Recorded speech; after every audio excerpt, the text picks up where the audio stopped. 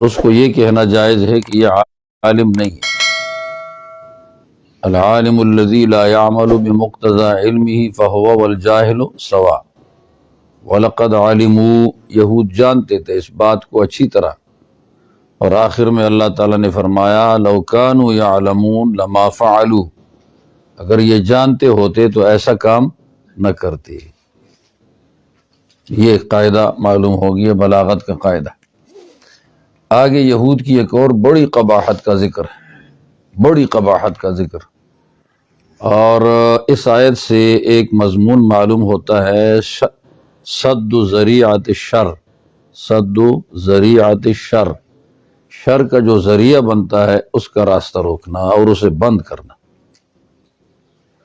اگرچہ وہ کام بظاہر جائز ہے، کوئی ممنوع نہیں ہے، لیکن آگے چل کر یہ شر کے لیے سبب بن رہا ہے تو اس کو آج ہی روکا جائے تاکہ آئندہ شر نہ بن سکے۔ ٹھیک ہے، اب واقع یہ ہوا، یہود کی قباحتوں کا ذکر ہے، تو ایک قبیح بات یہ ہے کہ عربی زبان میں راعنا یہ صیغہ امر کا ہے، باب مفعل سے ہے، راعا یراعی مراعاتن، اور اس کا معنی ہے ہمارا لحاظ کر دے، ہماری رعایت رکھ دے۔ تو راعی سے تا حذف کر دیا تو آخر میں کیا بن گیا؟ راعی، اور جو حرف علت آخر میں ہے ناقص کا صیغہ ہے وہ وقف کی وجہ سے گر گیا، وقف کی وجہ سے گر گیا، جزم کی وجہ سے۔ امر چونکہ مجزوم ہوتا ہے، راعنا ہمارا لحاظ کر، یہ تو عربی زبان کا لفظ ہے اور اس کا استعمال کرنا شرعاً جائز ہے، کوئی ممنوع نہیں ہے۔ لیکن یہودیوں کی زبان میں، ان کی اپنی زبان میں راعنا کا معنی بہت برا تھا، اور رعن سے مشتق تھا، اور رعونت یا رعن حماقت کو کہا جاتا ہے، رعن حماقت کو۔ یا تو یہ ان کی زبان کا لفظ تھا اور برا معنی تھا، تو جب مجلس میں حضور علیہ السلام بیٹھے ہوتے، صحابہ کرام بھی جب کسی بات کو نہ سمجھتے تو وہ کہہ دیتے راعنا، ان کی نیت اچھی تھی، بات جائز تھی، اور یہودی بھی یہی لفظ کہا کرتے تھے، لیکن یہودی اس لفظ سے اپنا وہ گندہ معنی مراد لیتے تھے، اور یہ معنی مراد لے کر بولتے تھے، بولتے ہوئے ایک دوسرے کو دیکھ دیکھ کر مسکراتے تھے کہ ہم کامیاب ہو گئے، ہم نبی کی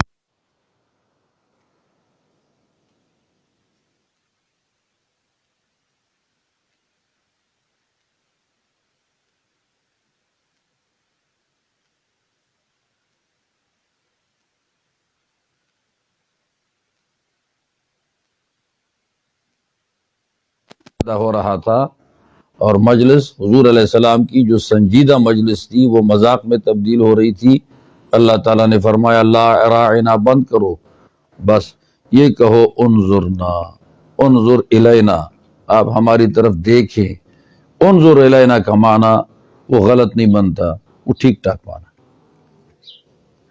تو وہ شر کا جو ذریعہ تھا راعنا، اسے بند کر دیا اور اس کی جگہ پر ایسا لفظ لگا لیا ہے کہ جس سے شر کا معنی پیدا نہیں ہوتا، انظر الینا یا انظرنا۔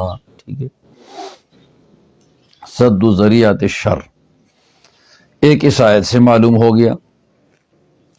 دوسرا مطلب اس کا عربی میں بھی برا بن سکتا ہے کہ یہ رعونت سے مشتق ہو جائے۔ وہ تو پہلے یہودی اپنا معنی اپنی زبان کا لیتے تھے، لیکن عربی میں بھی اس کا ایک معنی برا بن سکتا ہے کہ رعونت سے بنا ہو، اور راعنن یہ صیغہ اسم فاعل کا ہو اور اس کے اندر فعل مقدر مانا جائے، معنی ہوگا کن راعنن، تو احمق اور بے وقوف بن جا۔ تو یہ کن کو مقدر کر دیا جائے اور راعنن میں وقف کر دیا تو کیا بن گیا؟ راعنا۔ یہ تو دیکھو عربی زبان کے اعتبار سے اس کا ایک معنی برا بنتا ہے، رعونت جب اس کا مصدر ہو جائے، تو ان کی اپنی زبان سے بھی اس کا ایک معنی خراب تھا اور عربی زبان سے بھی اس کا ایک معنی خراب تھا۔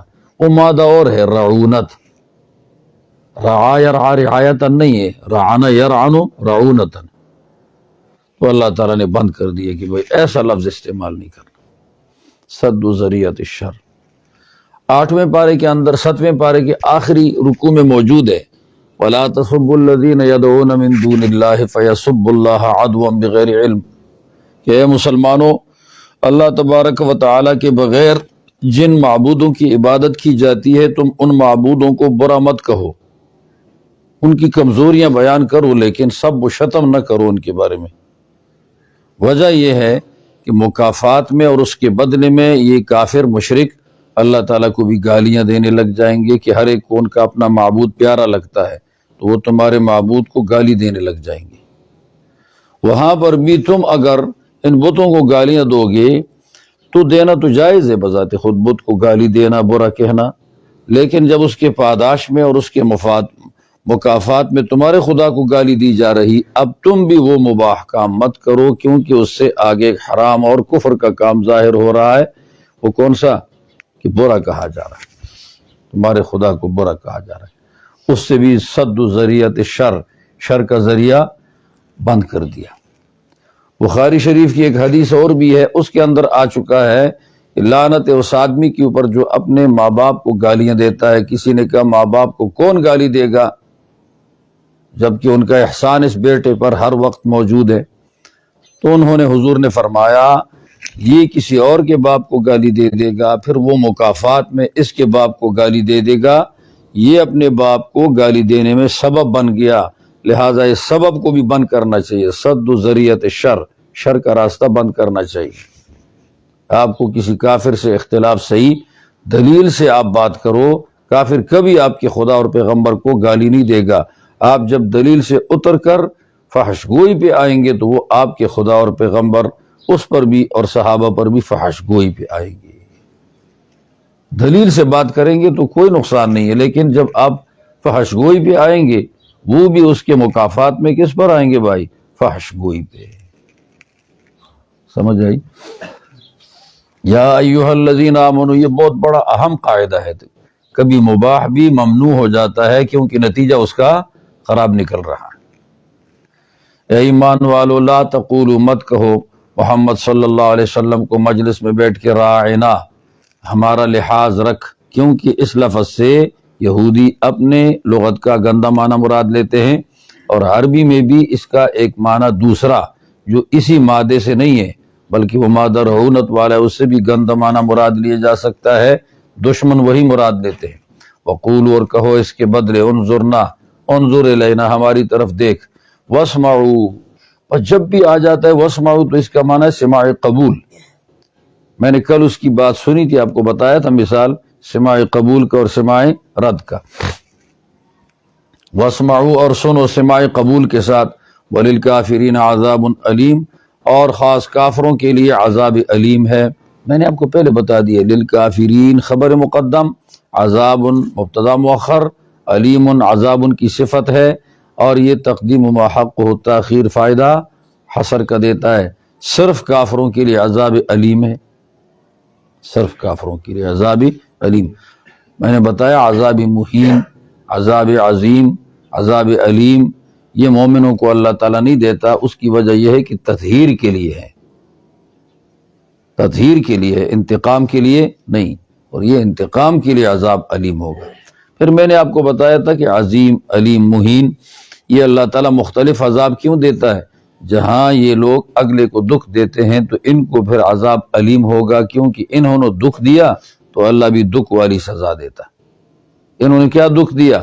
نبی کو دکھ دیا، سمجھدار صحابہ کرام کو بھی دکھ دے دیا جو ان کی اصل راز کو اور ان کی شرارت کو پہچان چکے۔ فتنوں کے زمانے میں وہ آدمی کامیاب ہوتا ہے جس کو تین انسان کے فتنے کا مزاج معلوم ہو جائے اور اس سے نفرت معلوم ہو جائے، وہ کامیاب انسان۔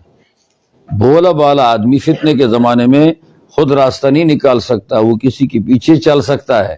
راستہ نکالنے کے لیے ضروری ہے کہ وہ فتنوں کے مزاج کو اور فتین کے مزاج کو، مفتون کے مزاج کو جان لے۔ یہ جاننا ضروری ہے صاحب، اس کے لیے بڑی عقل چاہیے، چٹانک عقل سے یہ کام نہیں بن سکتا، بہت بڑی عقل چاہیے۔ فتنے کا دائرہ بڑا وسیع ہے، فتنہ ٹچ کا نام ہے۔ کس کا نام ہے وہ؟ ٹچ۔ ایاک نعبد و ایاک نستعین کا ٹچ لگا لیا، پورا فتنہ خوشنما ہو گیا۔ اب وہ باقی ساری چیزیں معلوم نہیں ہوتی۔ میں نے اس دن ایک مثال دی تھی، بھائی یاد ہے، کہ ایک درخت ہے مثال کے طور پر، اس درخت کی ایک ٹہنی معمولی چھوٹی سی ٹہنی معمولی سی سبز ہے اور اس کے اندر مرجوڑے سے پھل موجود ہیں، باقی اس کی ساری ٹہنیاں سوکھ گئی ہیں۔ اور دوسری طرف درخت ہے، اس کے اندر ساری ٹہنیاں سرسبز اور بڑے بڑے موٹے موٹے پھل پیش کر رہی، ایک چھوٹی سی شاخ معمولی سی وہ سوکھ گئی ہے، اس کے اندر کوئی نہیں۔ تو ایک بے وقوف آ کر کہے یہ درخت برا ہے، یہ کیا چیز ہے، یہ کیا چیز ہے، اس کا کوئی فائدہ نہیں ہے، کاٹ دو اس کو۔ بھائی کاٹنا نہیں ہے، یہ باغ خراب ہو رہا ہے، یہ باغ کا حصہ ہے، اس میں چھوٹی سی ٹہنی وہ خراب ہو چکی ہے، اور چھوٹی ٹہنی کے خراب ہونے سے کوئی فرق نہیں پڑتا، اسے کاٹ دو لیکن درخت برقرار رکھو۔ اور جو دوسرا وہ سارا درخت سوکھا ہے، ایک ٹہنی ٹھیک ہے، کہا اس کو پانی دے دو، اس کی خدمت کرو، بھائی یہ آئندہ یہ کبھی بھی پھلدار نہیں بن سکتا، یہ سوکھتا جائے گا، یہ ایک بھی تم اگر پالو گے اور اس کے اوپر وقت لگاؤ گے تو یہ بھی کارآمد نہیں ہے، ٹچ اس کا نام ہے، فتنہ اسی کا نام ہے۔ یہ صورت نمبر 2، معاملہ نمبر 2، یہ مثال یاد ہے، ہر جگہ یہ پیش کرو۔ ہمارے بہت سارے مسلمان جو جاہل ہیں تو وہ اس ٹچ والی صورت کو اصل اسلام سمجھتے ہیں، اور جو اصل اسلام ہے اس کو وہ بیکار سمجھتے۔ ایک شاخ گناہ کی معمولی سی سوکھی بھی موجود ہے۔ اللہ سمجھ دے دے، اللہ سے سمجھ مانگو۔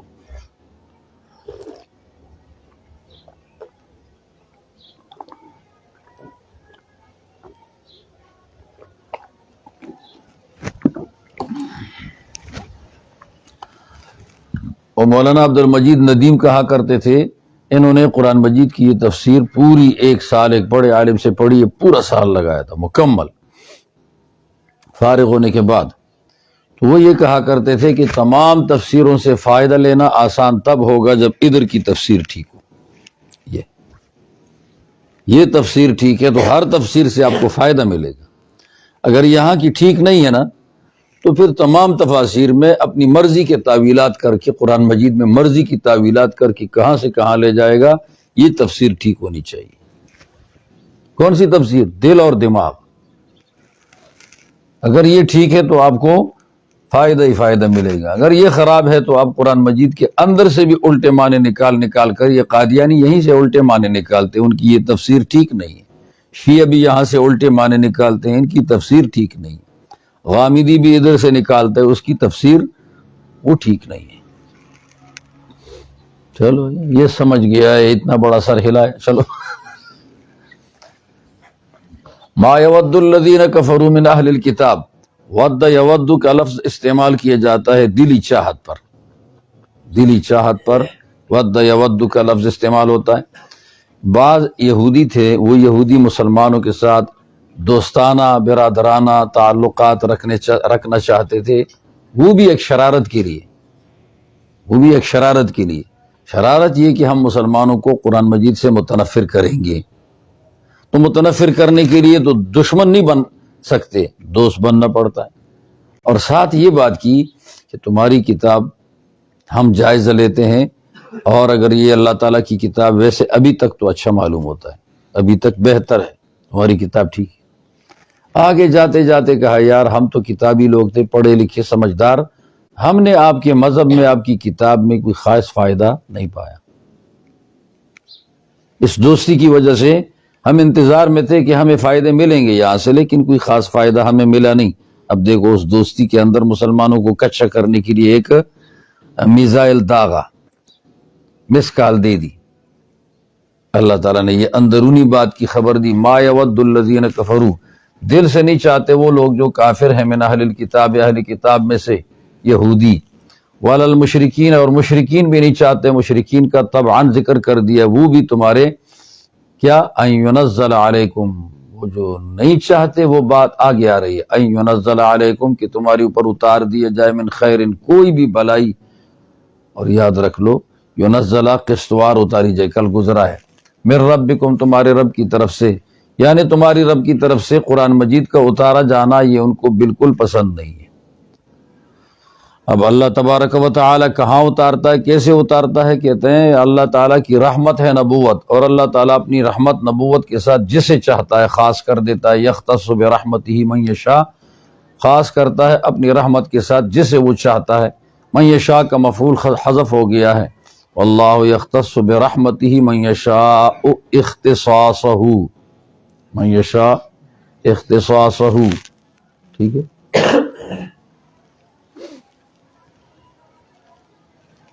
واللہ ذو الفضل العظیم، اور اللہ تبارک و تعالی جسے پیغمبری دیتا ہے تو اس کو اس پیغمبری کے ساتھ خاص کر دیتا ہے، اور اللہ تعالیٰ بڑے فضل والا ہے، تو اس کے فضل میں سے ایک فضل یہ ہے کہ پیغمبری دے دی، پیغمبری دے دی۔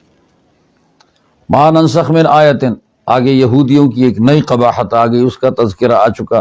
وہ یہ نسخ کے معنی آتے ہیں دو، ایک معنی نسخ کا آتا ہے نقل کر دینا، جیسے آپ ایک کتاب میں دیکھتے ہو تو خالی کاپی میں وہی کتابی بات نقل کر دیتے ہو، تو یہ نسخ ہو گیا۔ اسی کی بنیاد پر لکھے ہوئے کو نسخہ کہا جاتا ہے کہ یہ کسی اور نسخے کے اوپر مرتب ہوا ہے، اس کو سامنے رکھا گیا تو یہ لکھا گیا۔ پرانے زمانے میں رکھا جاتا، لکھا جاتا، آج کل کے زمانے میں لکھا نہیں جاتا بلکہ مشینری کے ساتھ اس کی طباعت ہو جاتی ہے، ٹھیک ہے نا، یہ نسخہ نیا تیار ہو جاتا ہے۔ یہ نسخ کا ایک معنی ہے۔ اس نسخ کا فائدہ ہے بقا، کی چیز باقی رہ جاتی ہے، اس کا فائدہ کیا ہے؟ بقا۔ دوسرا نسخ ہے ازالہ۔ ازالہ کا معنی کیا ہے؟ کہ چیز گئی، جیسے عرب کہا کرتے ہیں نسخت الشمس الظلہ، نسخت الشمس الظلہ، کہ سورج نے سائے کو منسوخ کر دیا۔ وہ سورج آتا ہے صبح، تو جب سورج صبح تھوڑا سا طلوع ہو جاتا ہے ہر چیز کے سائے بڑے بڑے ہو جاتے ہیں، یہاں تک کہ راشد صوفی کا سایہ یہ 10 گز کا ہوتا ہے صبح، حالانکہ ابھی تو 2 گز ہے، لیکن اس کا سایہ کتنا ہوتا ہے؟ 10 گز کا۔ یہ سائے کو دیکھ کر خوش ہو جاتے ہیں، مثل من نیس در جہاں ثانی، میرے جیسا جہان میں کوئی نہیں ہے، میں اتنا دراز ہوں، یہ کہتا۔ پھر آہستہ آہستہ سورج چڑھتا ہے تو اس کا سایہ کٹتا ہے، سورج چڑھتا ہے تو کٹتا ہے، کٹتا ہے، کٹتا ہے، یہاں تک کہ دوپہر کے وقت خالص دوپہر میں خط استوا کے نیچے اس کا سایہ ایک کوڑے برابر ہوگا، ایک کوڑے برابر ہوگا۔ دیکھو سورج نے سائے کو منسوخ کر دیا۔ پھر جب یہ ڈل گیا اور ڈلنے کے بعد مغربی جانب ہو گیا سورج، اب سایہ چھوٹا سا بڑھ گیا۔ پھر آگے آگے جتنا سورج جا رہا ہے اس کا سایہ بڑھتا ہے، تو مغرب کے قریب قریب وقت میں ایسے ہی ہو گیا جس طرح کی صبح اس کا سایہ تھا، پرانی روٹین واپس آ گئی۔ اس کو نسخ کہتے ہیں۔ یہاں چیز جا رہی ہے، پہلے بڑی تھی پھر آہستہ آہستہ گھٹتی جا رہی ہے، اس لیے زندگی سایہ ہے، یہ زندگی برقرار نہیں رہتی، گھٹتی جاتی، اور غیر شعوری طور پر اپنی زندگی ہم کھا رہے ہیں، ہماری زندگی جا رہی ہے غیر شعوری، ہمیں پتہ ہے، ہم تو ہر اگلی گھڑی کو خوش ہوتے ہیں، لیکن ہماری پچھلی گھڑیاں جا رہی۔ یسر المرء ما ذهب الليالي وكان ذهابهن له ذهابا، پڑھا ہے نا ہدایت النحو میں۔ یہ نسخ کا دوسرا معنی۔ اب قرآن مجید میں تو ظاہر بات ہے نسخ آ چکا ہے، بعض احکامات آ جاتے کچھ وقت تک ہوتے، پھر اس کے بعد وہ احکامات اللہ تعالیٰ ختم کر دیتے۔ یہودیوں نے اعتراض کیا، مسلمانوں سے کہا کہ تمہارا پیغمبر بھی عجیب ہے، صبح ایک بات کرتا ہے، شام کو دوسری بات کر لیتا ہے، اور وہ پہلے بات کے خلاف دوسری بات کرتا ہے، لہٰذا تمہاری شریعت کے لیے پائیداری نہیں ہے، پائیداری نہیں۔ اللہ تعالیٰ نے اس کا جواب دے دیا، ما ننسخ من آیت، ہم منسوخ نہیں کرتے کوئی آیت، یعنی ہم ختم نہیں کرتے کوئی آیت۔ ما ننسخ یہ ما شرطیہ ہے، مفعول مقدم ہے ننسخ کے لیے، اور من آیت آپ کو یاد رہنا چاہیے کہ شرط کے بعد جو بھی نکرہ آ جائے یہ عموم کا فائدہ دیتا ہے۔ شرط کے بعد نکرہ تحت النفی عموم، نکرہ تحت شرط یہ بھی کیا ہے؟ عموم۔ یہاں بھی عموم ہے، کسی بھی آیت کو جب ہم منسوخ کرتے ہیں، او ننسہا، انسا ینسی انسا ان باب افعال ہے، ننسہا یا ہم اس کو ملتوی کر دیتے ہیں یا بلا دیتے ہیں، ننسی کا معنی بلانا بھی ہوتا ہے، ہم بلا دیتے ہیں۔ اور ایک قرات میں ننسہا ہے، ننسہا، نسی ادار کو کہتے ہیں نا، نسا ینسا نسی ادار، ننسہا ہم اسے ملتوی کر دیتے ہیں، ادار کر دیتے ہیں کہ ابھی نہیں اتارتے بعد میں آئے گی۔ ناتی بخیر منہا، ہم اس سے بہتر کو لے آتے ہیں، او مثلہا یا اس جیسی کو لے آتے ہیں یا بہتر لے آتے ہیں۔ نسخ میں اس جیسی کا مطلب محنت میں اس جیسی، کہ پہلی والی آیت کا مضمون اس پر عمل کرتے، دوسرے والی آیت کے مضمون پر عمل کرو، دونوں برابر برابر ہے، اس جیسی ہے، کوئی شاق نہیں ہے، ایک دوسرے سے سخت نہیں، یا مثلہا نہیں بلکہ اس سے زیادہ آسان، پہلے والی مشکل تھی اب آ گئی آسان، یا پہلے والی آسان تھی اب آ گئی مشکل۔ میں ایک دو مثال عرض کرتا ہوں، ساری نہیں، پہلے والی مشکل نہ ہو آسان ہو، اب مشکل آ جائے، جیسے روزے کے اندر اللہ تعالیٰ نے ترمیم کی ہے۔ پہلا روزہ یہ تھا کہ روزہ جب آپ رمضان المبارک کے روزے کا حکم ہو چکا، آگے آئے گا پھر نہیں بتاؤں گا، تو اللہ تعالیٰ نے یہ اجازت دے دی جو آدمی چاہے تو روزہ رکھے، اور جو آدمی چاہے باوجود طاقت کے روزہ کھائے اور اپنے روزے کے بدلے فدیہ دے دے، مسکینوں کو فدیہ دے دے۔ اب دیکھو یہ کتنا آسان حکم تھا کہ روزہ رکھے تو ٹھیک ہے، روزہ نہیں رکھتا کھاتا ہے فدیہ دے دے، یہ بھی ٹھیک ہے، تو مالدار آدمی کے لیے سہولت ہو گئی، غریبوں کے لیے کھانے کا انتظام بھی ہو گیا، فدیے میں تو غریبوں کو دینا پڑے گا تو کھانے کا انتظام ہو گیا، صحابہ اکثر غریب تھے، ان کے لیے یہ انتظامات کر دیا اللہ تعالیٰ نے، ٹھیک ہے، یہ ہوا۔ اس آسان حکم کو اللہ نے تھوڑا اور مشکل کر دیا کہ اب روزہ ہی چلے گا، فدیے نہیں ہے۔ دیکھو مشکل کر دیا کہ نہیں، آسان ختم کیا، مشکل آ گیا، متعین ہے روزہ، الا یہ کہ بڈھا بڈھی ہو تو وہ آگے چونکہ ریورس جا رہے ہیں اور وہ زیادہ طاقت کھا رہے ہیں اور کھو بھی رہے ہیں، تو ان کا ہر اگلا دن دوسرے گزرے دن سے زیادہ سخت آ رہا ہے، تو ان کے لیے باوجود اس کے کہ طاقت رکھتے ہیں، بوڑھا بوڑھی ہے تو روزہ کھائے اور فدیہ دے، ان کو اجازت ملی ہے، اب تک بھی ہے، لیکن باقی تمام طاقتوروں سے یہ اجازت ختم ہو گئی۔ دیکھو مشکل سے آسان سے مشکل کی طرف آ گئے، آسان سے مشکل کی طرف۔ اچھا یہ تو ایک آسان سے مشکل آیا، اچھا ایک مشکل سے آسان کی طرف بھی روزہ آ چکا ہے۔ مثلا مغرب میں آپ نے افطار کر دیا، اور افطار کرنے کے بعد جب تک جاگے ہوئے ہو اس وقت تک بیوی سے آپ بستری بھی کر سکتے ہو، اور جب تک جاگے ہوئے کھا بھی سکتے ہو پی بھی سکتے ہو، لیکن جب سو جاؤ گے، سو کر اٹھنا پھر اس کے بعد کھانا پینا سب منع ہے، پھر روزہ ہے۔ سونے سے پہلے سب کچھ کر سکتے ہو، سونے کے بعد کچھ بھی نہیں کر سکتے، نہ کھا نہ پی نہ بیوی، تو چلو بیوی سے صبر آدمی کر لے گا، لیکن کھانے پینے سے کیسے کرے گا؟ شروع میں یہ مشکل تھا روزے میں، اللہ نے اس مشکل کو ختم کر دیا اور یہ فرمایا وَكُلُوا وَاشْرَبُوا حَتَّى يَتَبَيَّنَ، کہ رات کو کھاتے رہو پیتے رہو، سو جاؤ پھر اٹھو پھر کھاؤ پیو، ہم بستریاں بھی کرو رمضان المبارک کے مہینے میں۔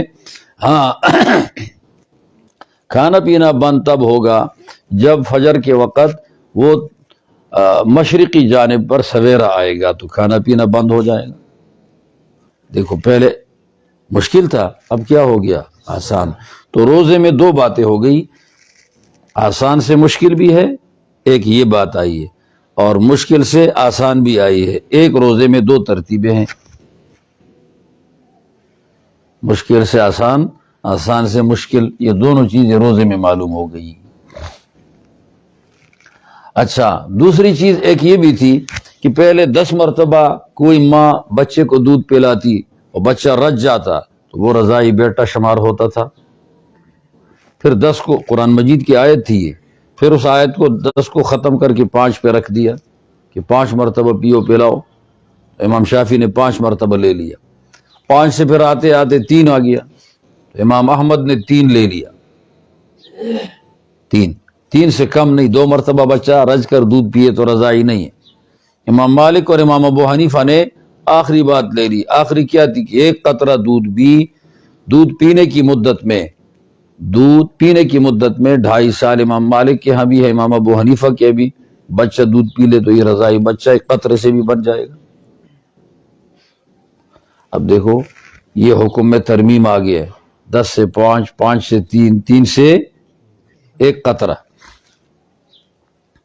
یہ بھی ترمیم ہے، نسخ۔ سمجھ آئی؟ اچھا، اسی طرح اس کے علاوہ خانہ کعبہ تمہارا قبلہ ہے اور بیت المقدس بھی تمہارا قبلہ تھا کسی وقت، 17 مہینے بیت المقدس قبلہ تھا، پھر اس کے بعد خانہ کعبہ قبلہ بن گیا۔ قبلہ وہ بھی تھا نمازیں اس طرف پڑھ کے قبول ہو جاتی، اور قبلہ یہ بھی ہے نماز اس کی طرف پڑھ کر قبول کر دیتے ہو، لیکن بیت المقدس سے خانہ کعبہ افضل ہے، یہاں تمہاری نماز بھی افضل ہے۔ خانہ کعبہ کی طرف نماز پڑھو، دور سے تو چلو برابر ہے بیت المقدس اور خانہ کعبہ، لیکن قریب جا کر وہاں پڑھو گے تو خانہ کعبہ میں نماز ادا کرنا مسجد حرام میں 1,00,000 برابر ہے، بیت المقدس میں نماز ادا کرنا 10,000 نمازوں کے برابر ہے۔ وہاں جا کر نمازوں میں بیت المقدس کی کم اور خانہ کعبہ کی زیادہ، لیکن قبلہ اب کیا ہے؟ بیت المقدس نہیں ہے، خانہ کعبہ ہے۔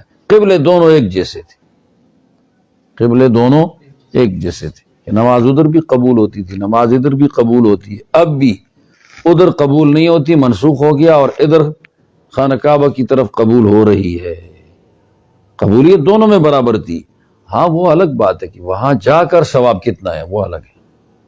تو قبلہ اور قبلہ مساوی ہے، ایک منسوخ ہوا دوسرا محکم ہے، وہاں جا کر ثواب کا فرق ہے، دور سے ثواب کا کوئی فرق نہیں ہے۔ دور سے تو بیت المقدس تک اب نماز جائز ہی نہیں ہے، نہیں سمجھے؟ بیت المقدس کی طرف اب نماز جائز نہیں۔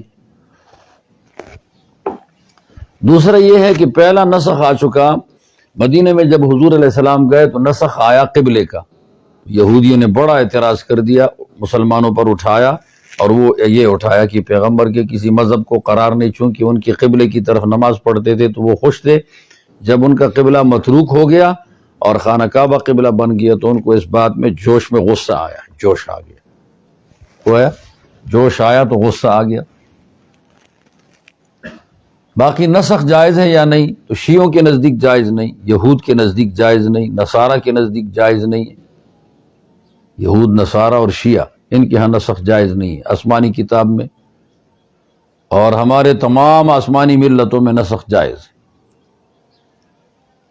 آسمانی ملتوں میں نسخ جائز ہے۔ یہودی کہتے ہیں، شیعہ کہتے ہیں کہ اگر نسخ ہو جائے تو اس کا یہ مطلب ہے کہ پہلے خدا نے ایک حکم دیا تھا، پھر اللہ تعالیٰ کو اس حکم میں کوئی غلطی معلوم ہو گئی، پہلے معلوم نہیں تھی اب معلوم ہو گئی، اس لیے دوسرا حکم دیا، تو اس میں اللہ تبارک و تعالیٰ کی جہالت لازم آتی ہے، اور اللہ جہل سے پاک ہے، لہٰذا اللہ کا کلام نسخ سے پاک ہے۔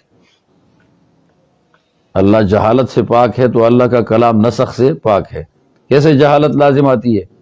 کہ کوئی حکم بیچ دیا، اس حکم میں کوئی خرابی معلوم ہوئی تو اسے ختم کر دیا، دیکھو خرابی اب معلوم ہوگی، ختم کر دی، جہالت آ رہی ہے۔ کتنی خوشنما بات ہے، سبز باغ، کیا ہے وہ؟ سبز باغ۔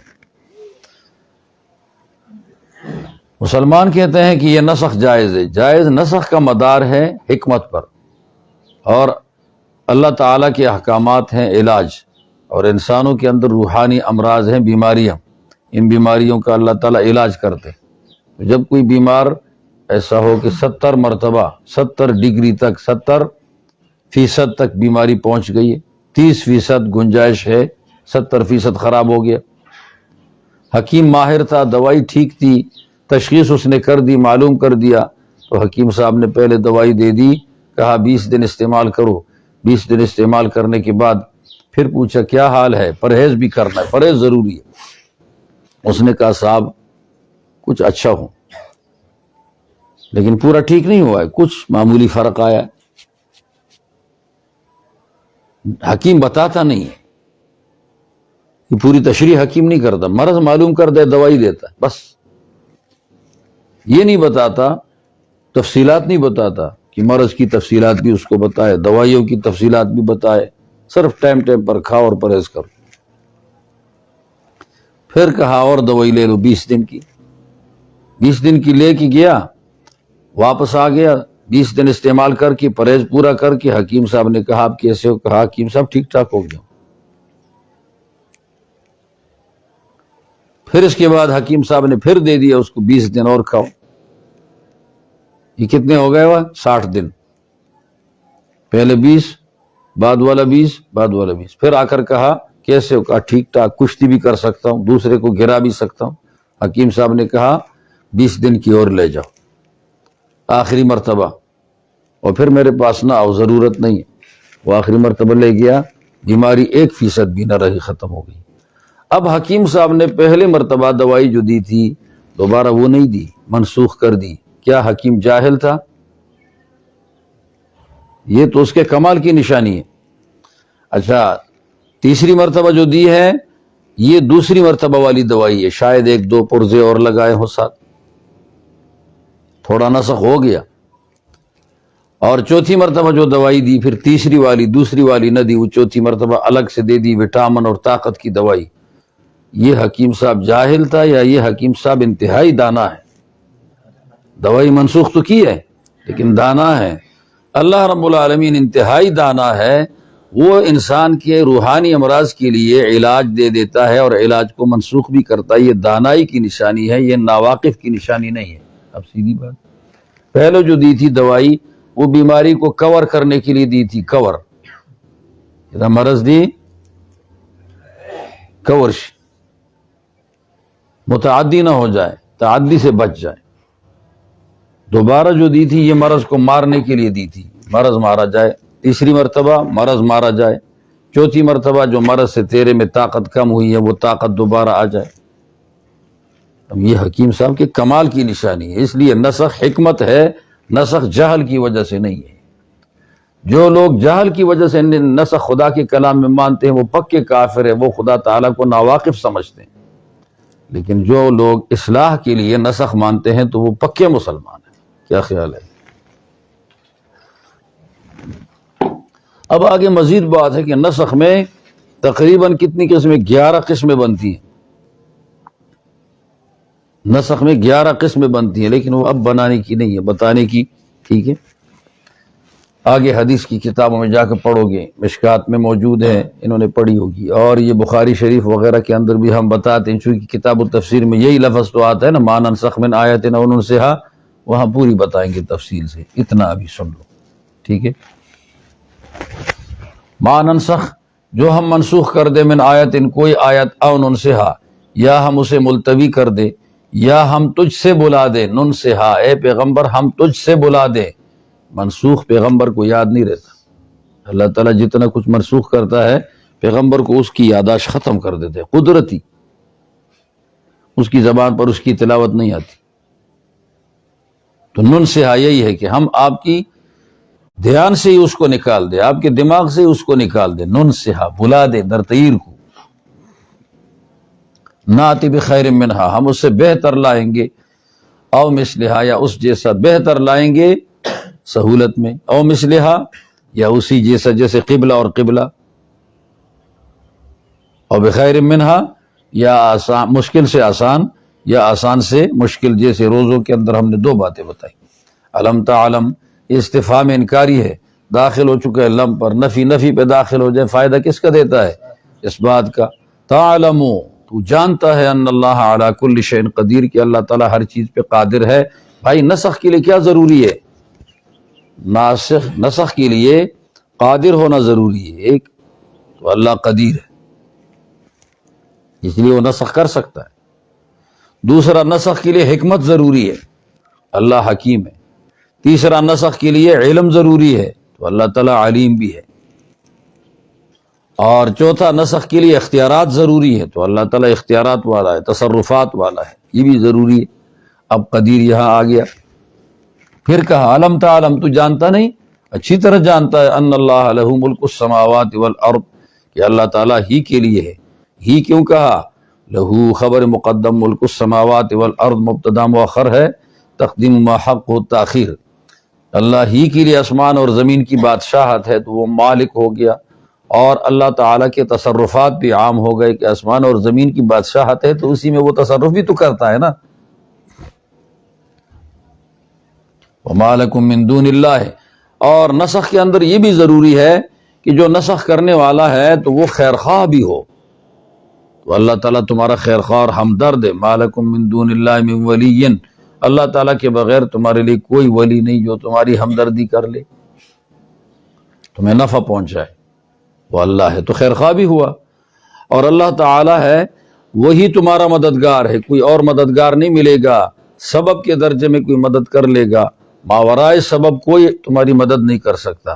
اللہ سے مانگو ولا نصیر، تو اب دیکھو اللہ تعالیٰ ولی بھی ہوا تو نسخ کرنے والا، وہ ولی بھی ہے ہمدرد، اور وہ تمہیں مشکلات سے روکتا بھی ہے، تمہیں مشکلات سے روکتا بھی ہے، دشمنوں سے روکتا ہے۔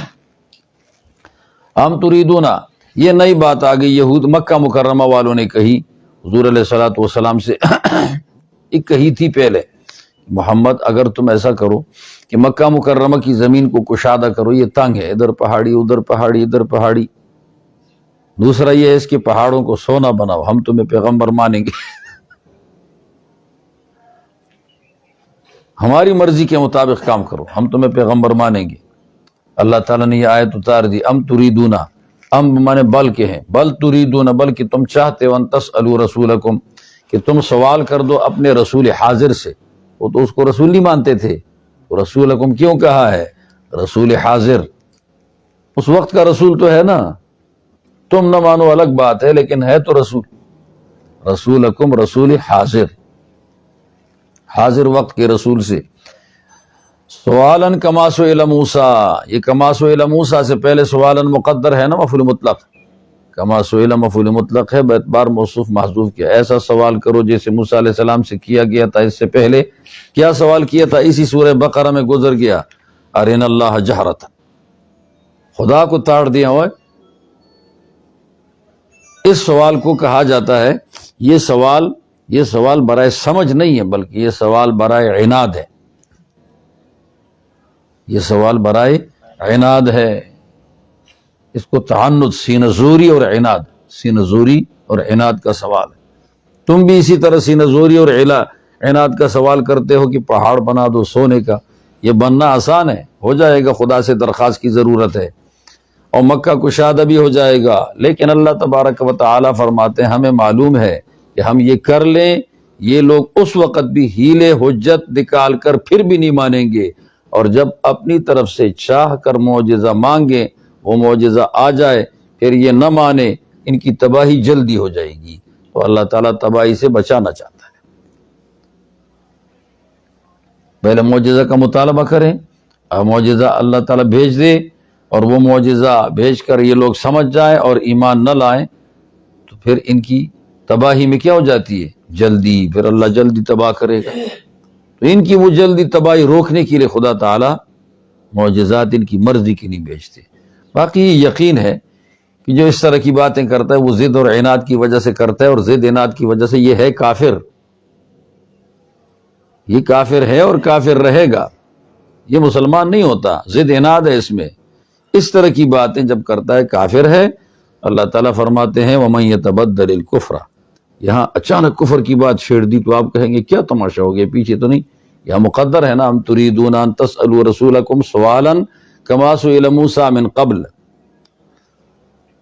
تو آگے درمیان میں عبارت مقدر ہو جائے گی، وَبِذَالِكَ تَكْفُرُونَ وَيَزْدَادُ كُفْرُكُمْ، اس کے ساتھ تم کافر بھی ہو جاؤ گے، ان اقتراحات کے ساتھ، ان معجزات کے مطالبے کے ساتھ، اور تمہارا کفر بڑھے گا بھی، جب بڑھے گا وَمَن يَتَبَدَّلِ الْكُفْرَ، تمہارا کفر آ جائے گا بیچ میں مقدم۔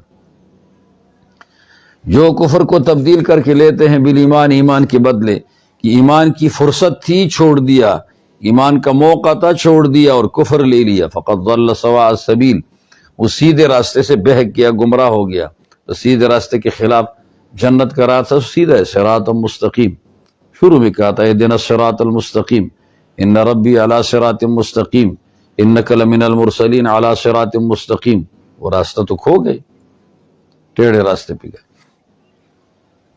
وَدَّ كَثِيرٌ مِّنْ أَهْلِ الْكِتَابِ لَوْ يَرُدُّونَكُم مِّن بَعْدِ إِيمَانِكُمْ كُفَّارًا حَسَدًا مِّنْ عِندِ أَنفُسِهِمْ، یہ کچھ صحابہ کرام تھے، احد کی لڑائی میں جب گئے تھے وہاں سے واپس آئے تو ان کو کچھ یہودیوں نے بتا دیا، تمہارا جو مذہب تھا نا، کہا جاتا تھا فرشتے آ رہے ہیں، پیغمبر جہاں ہوتا ہے تو خدا کی مدد آتی ہے، 70 آدمی تمہارے مارے گئے، 70 آدمی تمہارے زخمی ہو گئے یا اس سے زیادہ زخمی ہو گئے، ابھی زخمی بھی ہو گئے اور مارے بھی گئے، تم لوگ حق پہ ہوتے تو اس طرح کا معاملہ تمہارے ساتھ نہ ہوتا، لہذا اپنے بارے میں نظر ثانی کرو۔ تو دو صحابہ تھے، ایک عمار بن یاسر اور دوسرے صحابی تھے غالباً معاذ بن جبل تھے۔ ان دونوں نے اپنے طور پر طے کر دیا کہ ہم اور پکے مسلمان بنیں گے،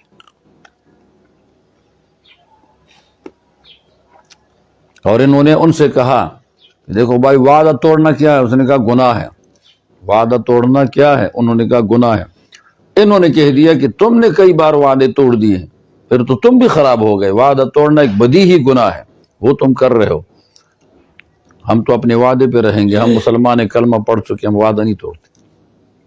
اللہ نے اس کا جواب دیا ودہ، دلی چاہت ہے کثیر من اہل الکتاب، بہت سے اہل کتاب کی، لو بمانے ان کے ہے، لو یردونکم ان یردوکم، لیکن لو عمل ان کی طرح نہیں کرتا، اگر عمل ان کی طرح کرتا تو کیا عبارت ہوتی؟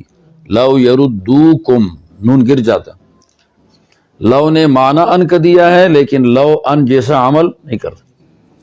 ان یردوکم، کہ وہ تمہیں لوٹا دے، من بعد ایمانکم، تمہارے ایمان کے بعد، کفارن، کافر بنا کر، یہ حال ہے، کفارن، کافر بنا کر۔ کیوں یہ چاہتے ہیں؟ حسدن، یہ حسدن مفعول لہو ہے ود کے لیے، یا یردوکم کے لیے بھی مفعول لہو بن سکتا ہے، دونوں کے لیے بن سکتا ہے، کوئی حرج نہیں ہے کہ وہ تمہیں کافر بنانا چاہتے ہیں حسد کی وجہ سے، دلی چاہت ہے ان کی حسد کی وجہ سے۔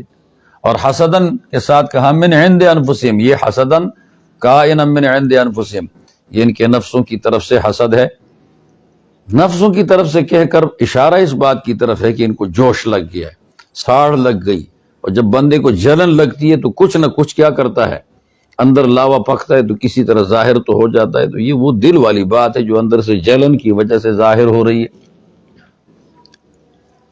من بعد ما تبین لهم الحق، بعد اس کے کہ ان کے لیے حق کھل گیا، کھلے حق کو بھی نہیں مانتے۔ اچھا مسلمانوں کو بھی تو دلی جوش آ جاتا ہے نا، بھائی جب تم اس طرح کی باتیں کرتے ہو تو ہم بھی کچھ کر لیں۔ اللہ نے مسلمانوں سے کہا فاعفو، تم اپنے دلی جذبے اور جوش کی وجہ سے ان کو انتقام یا سزا مت دو، فاعفو، ان کو معاف کرو، وصفحو، درگزر کرو، دل سے بھی معاف کرو اور زبان سے بھی درگزر کر دو۔ کب تک کرو؟ یہ حتی غایہ ہے کہ تمہاری معافی اور صفح چلے چلے چلے یہاں تک کہ اللہ تعالیٰ اپنا فیصلہ لے آئے، ان کے مقابلے میں فیصلہ خدا کا جہاد والا۔ یہ حتی یاتی اللہ، سے پتہ چلا کہ اللہ ان کے بارے میں کوئی سخت فیصلہ کر رہا ہے، اگلا فیصلہ وہ آ جائے۔ وہ فیصلہ پھر آگے سورۃ التوبہ میں یہود کے بارے میں، سب کے بارے میں آ چکا، پھر مدینہ منورہ میں جہاد جاری رہا، یہ سارے فیصلے بعد میں آ گئے۔ ان کے حق میں ایک فیصلہ یہ ہے یا تو مسلمان بن جائیں، پہلی بات، اور بڑی بات کہ ہمارے بھائی بن جائیں گے اور اپنے مال بچے اولاد سب کو بچائیں گے اور خدا کی نعمتوں کو اگلے جہان والی پائیدار حاصل کریں گے۔ دوسرا یہ ہے کہ وہ نہیں بنتے تو اگر ہمارے لڑائیوں میں آ جائے تو ہمارے غلام بنیں گے۔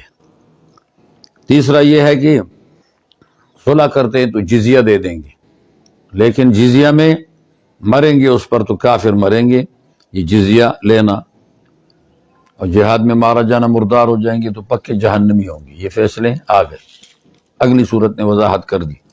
ان اللہ علی کل شیء قدیر، اللہ تعالیٰ ہر چیز پہ قادر ہے، اور اللہ تعالیٰ کے مقدورات میں سے ایک حکم جہاد بھی ہے، تو اللہ تعالیٰ جہاد بھیجے گا، حکم بھیجے گا اس کا۔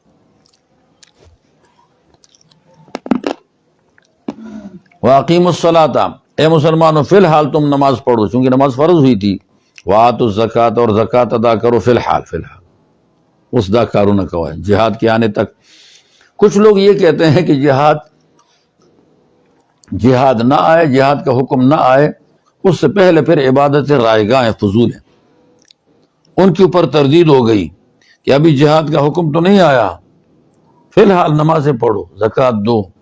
یعنی اگر جہاد کوئی بندہ فرض ہونے کے بعد کرتا نہیں ہے تو یہ باقی بلائیاں چھوڑے نہیں، یہ کرے، اور اگر جہاد کا حکم آیا نہیں ہے تو باقی بلائیاں کارآمد ہیں، وہ کرتا رہے، یہ نہیں کہ بلائی چھوڑ دے کہ چلو جہاد کا حکم آئے گا پھر ہم نماز پڑھیں گے اور زکوٰۃ دیں گے، ابھی ہم نہیں دیتے، نہیں نہیں نہیں نہیں،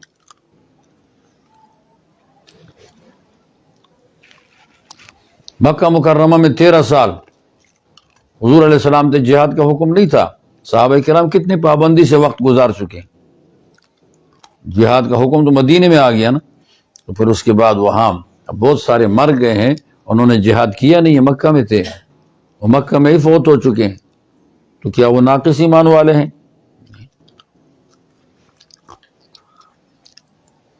وقالوا لن يدخل الجنہ.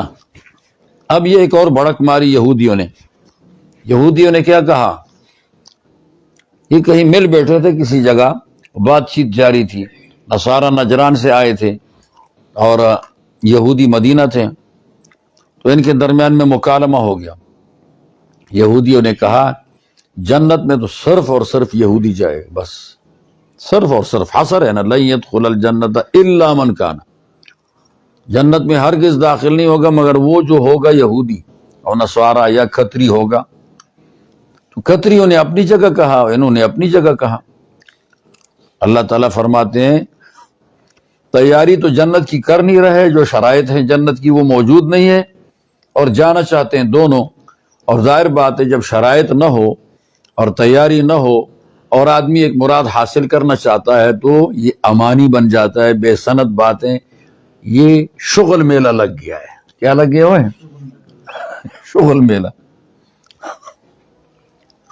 اس کی مثال میں آپ کو بتاؤں, ایک آدمی کہے کہ زرداری کی بیٹی کے ساتھ میں شادی کروں گا, اس کے لیے بڑی تیاری بھی چاہیے, ایک من سونا ہونا چاہیے, اور اس کے ساتھ ساتھ فرنیچر بھی بڑا تیار ہونا چاہیے, اور اس کے ساتھ دعوتی ولیمہ کے لیے 25 لاکھ 1 کروڑ تک خرچہ بھی ہونا چاہیے, اور اس کے ساتھ ساتھ آگے گھر بھی بڑا بنانا چاہیے, اور اس کے ساتھ پھر زرداری کی محنت بھی کرنی پڑے گی, اور جرگے بنانے پڑیں گے. وہ کہاں مانتا ہے کہ ایک آدمی کو اپنی بیٹی دے دے اور آدمی بھی اس طرح ہو.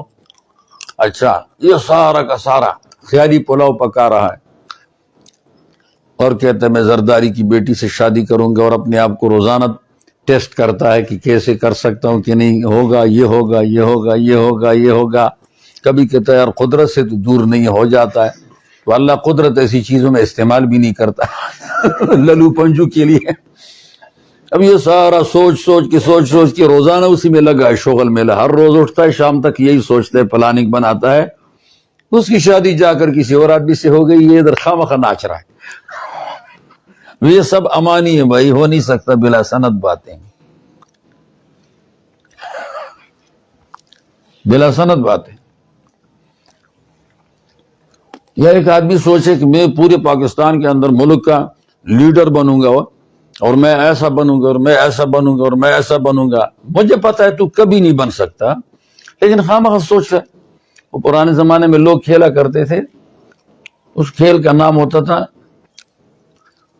لڑکے آواز دیتے تھے انڈو منڈو. انڈو منڈو ایک چیخ مارتا اونچی آواز سے, آگے اس کے ساتھ کچھ لڑکے اور ہوتے تھے, وہ کہتے درنجے. تو اس کے انڈو منڈو پر درنجے کی آواز والے 50 100 70 80 اتنے آدمی ہوتے, اس کا انڈو منڈو کامیاب ہوتا. بھائی لیڈر کے لیے درنجے ضروری ہے, تیرے پاس درنج ہے ہی نہیں تو یہ تیرا خیالی پلاؤ ہے. کیا ضروری ہے؟ درنج. انڈو منڈو تو کرے گا تو آگے کیا کرے گا؟ درنج. تو درنج والا تیرے پاس ہے نہیں, پہلے درنج تیار کرو. یہ امانی ہے بھائی, یہ ہو نہیں سکتی, اس قسم کی چیزیں فضول ہیں. قل کہو ہاتو برہانکم, لاؤ اپنے دلیل کو, ثبوت لاؤ کہ جنت میں تمہارے پاس کوئی سند خدا کی طرف سے ہو کہ اللہ کہے صرف تم ہی جاؤ گے, ان کنتم صادقین, اگر تم سچے ہو. یہ کچھ فکری لوگ تھے نا, فکری لوگ. مانسیرا میں جگہ جگہ ہے فکری لوگ, ایک طبقہ ہے گمراہوں کا. تو وہ میرے پاس آ گئے, مجھے کہا, وہ یہ سمجھتے تھے کہ مولانا جانتا ہی نہیں ہے, مولوی کو کوئی پتہ ہی نہیں.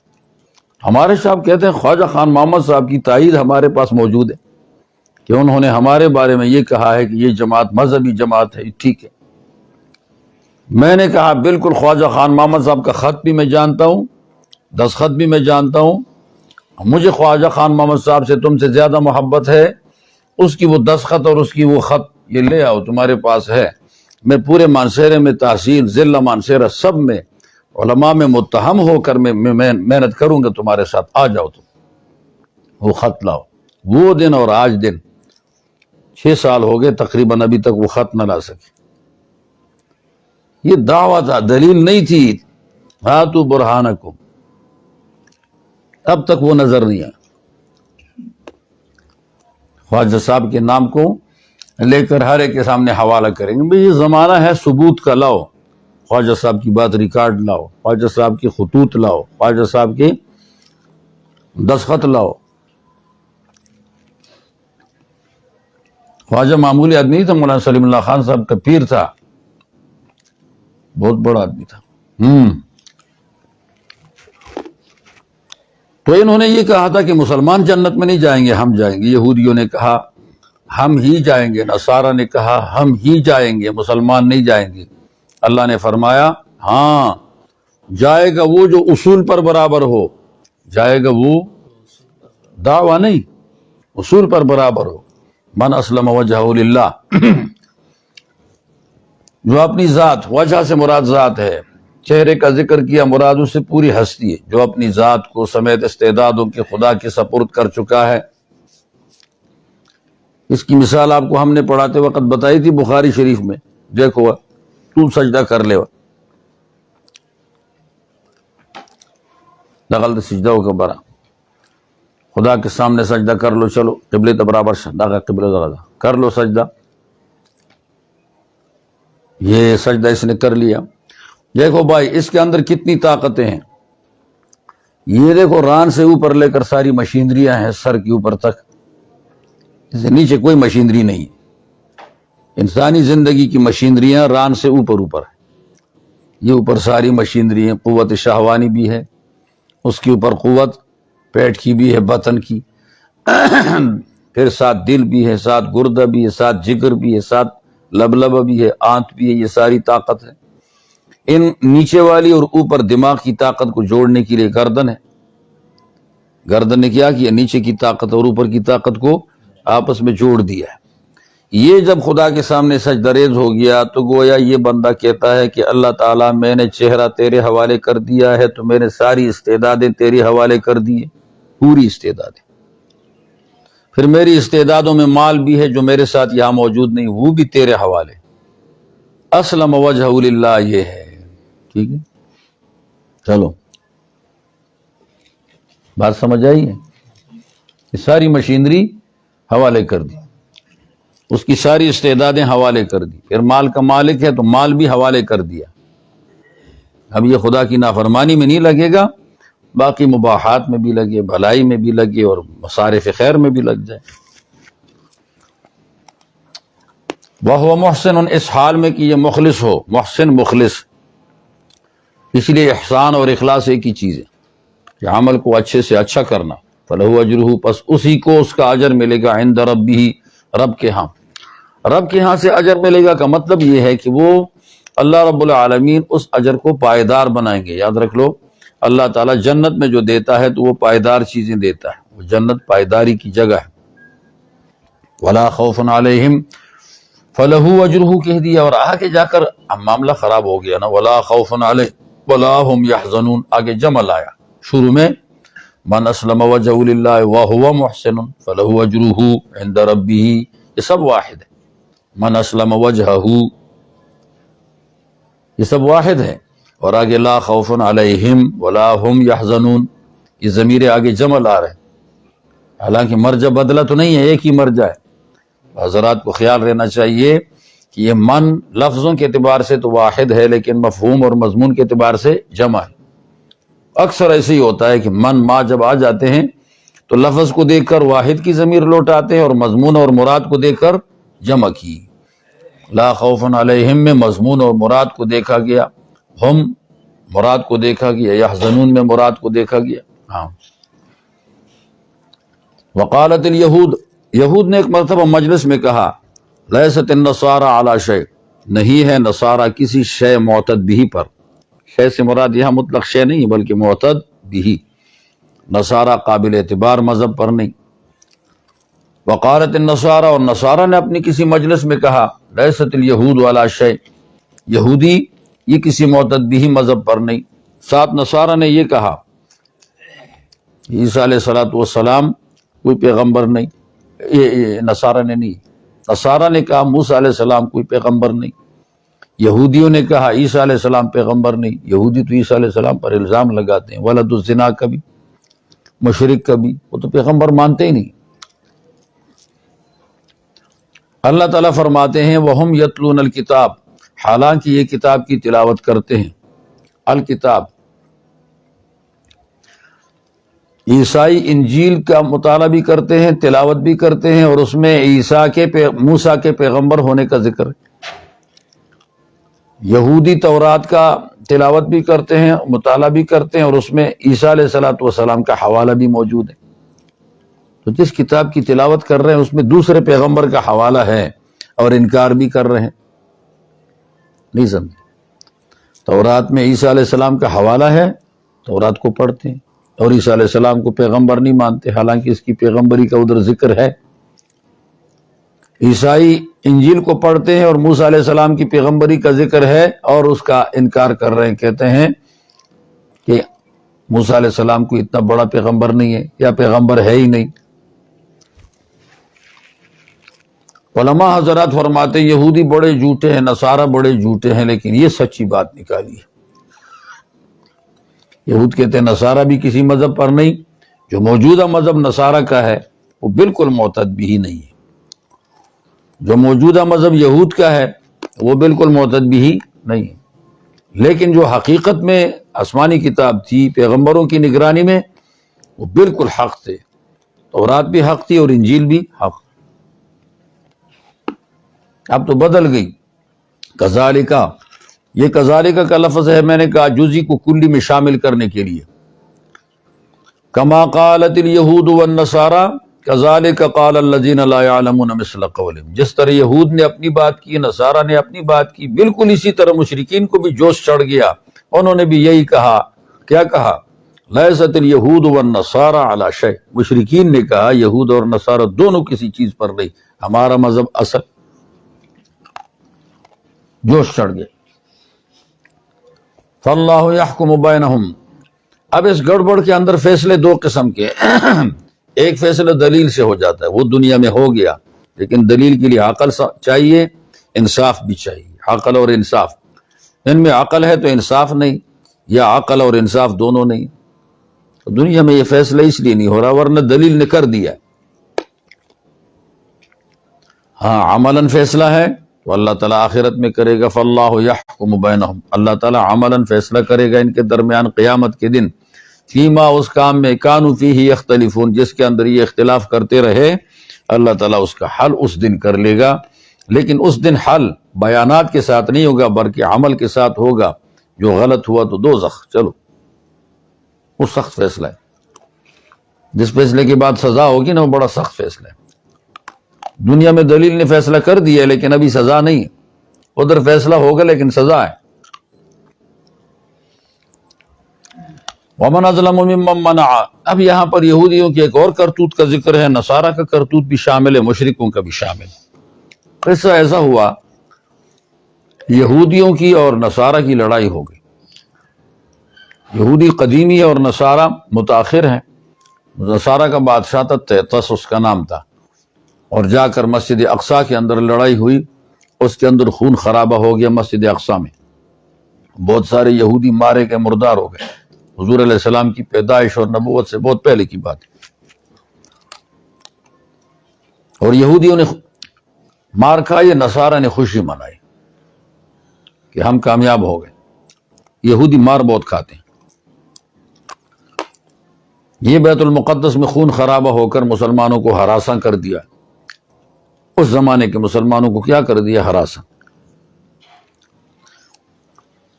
مسجد نبوی مدینہ منورہ میں ہے، مدینے میں یہودی آبادی مسلمانوں کو تنگ کرتی، بیچ میں منافقین کو بھی پیدا کر دیا، تو وہ منافقین بھی مسلمانوں کو تنگ کرتے تھے۔ بہرحال بہت کوششیں کی، مسجد نبوی کے مقابلے میں مسجد بنوائی بھی، لیکن وہ مسجد کامیاب نہ ہوئی اور اس کو آگ لگائی گئی، مسجد زرار کے نام سے، جس کا 11ویں پارے میں ذکر ہے کہ مسجد نبوی میں جو مشورہ فیصلہ ہوگا اس کا توڑ اس مسجد زرار سے ہوگا۔ یہ توڑ کے لیے مسجد زرار بنائی تھی، اس کو آگ لگائی کہ توڑ ختم کر دیا جائے، اور یہ وہ خوشنما باغ تھا کہ مسجد کے نام سے یہ رکاوٹ تیار کر دی، ٹچ، اس کو آگ لگائی گئی۔ اور مکہ مکرمہ میں مسلمان جانا چاہتے تھے، 6 ہجری میں عمرہ کرنے کے لیے 1400-1500 مسلمان تھے، حرام باندھ کے گئے کہ ہم صرف عبادت کرنے جا رہے ہیں۔ راستے میں مکہ مشرکین نے رکاوٹ حدیبیہ کے مقام پہ کر دی، اور وہاں حدیبیہ کے مقام پہ پھر فیصلہ ہو گیا، صلح ہو گئی، اگلے سال آؤ گے، انہوں نے بھی رکاوٹ کر دی۔ تو اللہ تعالیٰ ان تینوں طبقات سے کہتا ہے کہ تم سارے برے ہو، تم سب نے خدا کے حکم کو پورا کرنے میں رکاوٹیں ڈالی ہیں۔ نصارہ نے بھی ڈالی بیت المقدس میں، یہودیوں نے ڈالی مسجد نبوی میں، اور مشرکین نے ڈالی صلح حدیبیہ میں۔ زمانے کا فرق ہے، کسی نے پہلے کسی نے بعد میں۔ ومن اظلم، کون ظالم ہے، ممن، اس شخص سے، منع مساجد اللہ، جو اللہ تعالیٰ کے مسجدوں سے روک دے، مسجدوں کو روک دے، یعنی مسجدوں سے عبادت گزاروں کو روک دے۔ ذکر مساجد اللہ ہوگی اور مراد اس سے کون ہے؟ عبادت گزار، مجاز فی الحذف ہے۔ ان یذکر فیہا اسمہ، مساجد سے نہیں روکا کہ اس میں اللہ کے نام یاد کیے جانے سے روکا ہے۔ ان ناصبہ مصدریہ ہے، اور یہ یذکر مجہول ہے نا، میں نے ترجمہ بھی مجہول کا کیا۔ کون زیادہ ظالم ہے اس شخص کے بنسبت جو اللہ تعالیٰ کے مسجدوں سے عبادت گزاروں کو روکتے، ان یذکر فیہا، کہ اللہ تعالیٰ کا نام اس میں یاد کیا جائے، نام یاد کیے جانے سے روکتے ہیں۔ ویسے سیر سیاحت سے نہیں روکتے کہ جا کر تماشا کرو، تماشے سے روکتے نہیں ہیں، وہاں عبادتوں سے روکتے ہیں۔ روکنا 2 طرح ہے کہ ایک ہتھیار لے کر کھڑے ہو جائے، اندر نہ جانے دیں، دوسرا یہ ہے کہ ہتھیار لے کر کھڑے نہ ہو جائیں، اندر جانے دیتے ہیں لیکن اندر جا کر تنگ کرتے ہیں۔ یہ تنگ کرنا بھی روکنا ہے، تنگ کرنا بھی کیا ہے؟ روکنا۔ آپ کو پتا ہے کہ کوئی مقتدی ہیں 2 3 4، وہ سارے لوگوں کو تنگ کرتے ہیں، ہر ایک کو گر گر گر گر، اب وہ ان کی وجہ سے مسجد کی صفیں خالی ہیں، تو اس تنگ کرنے نے مسجد سے روک دیا ہے لوگوں کو۔ یہ مانعین ہے۔ کون ہے وہ مانعین؟ پکل کے چند مقتدی جو اپنی بیوی کے سامنے کمزور ہیں اور جا کر امام پہ اور باقی مقتدی غریبوں پہ چڑھائی کرتے ہیں، یہ وہ لوگ ہیں جو مسجدوں سے روکتے ہیں۔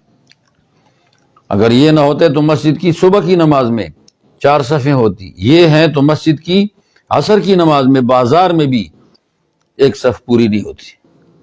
اس کی وجہ سے لوگ نہیں آتے۔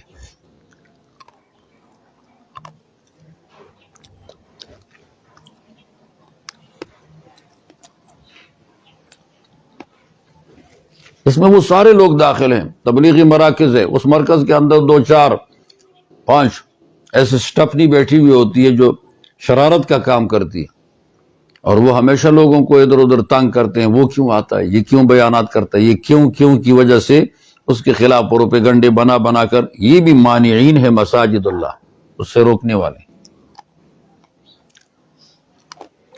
بلا وجہ ہو، ٹھیک ہے۔ وسعی فی خرابہا، اور کوشش کرتے ہیں اس کے خراب کرنے میں، ہار آجے مساجد کی طرف۔ اولئکا، یہی لوگ، میں نے کہا اولئک الموصوفون بما وصف بہم، ٹھیک ہے، اولئک الموصوفون بما وصف بہا، جو صفتیں ان کی بیان کر دی جا چکی، وہ لوگ، ما کان لہم، نہیں تھا مناسب ان کے لیے، ان یدخلوہا، کہ وہ مسجدوں میں داخل ہوتے، الا خائفین، مگر ڈرتے ڈرتے۔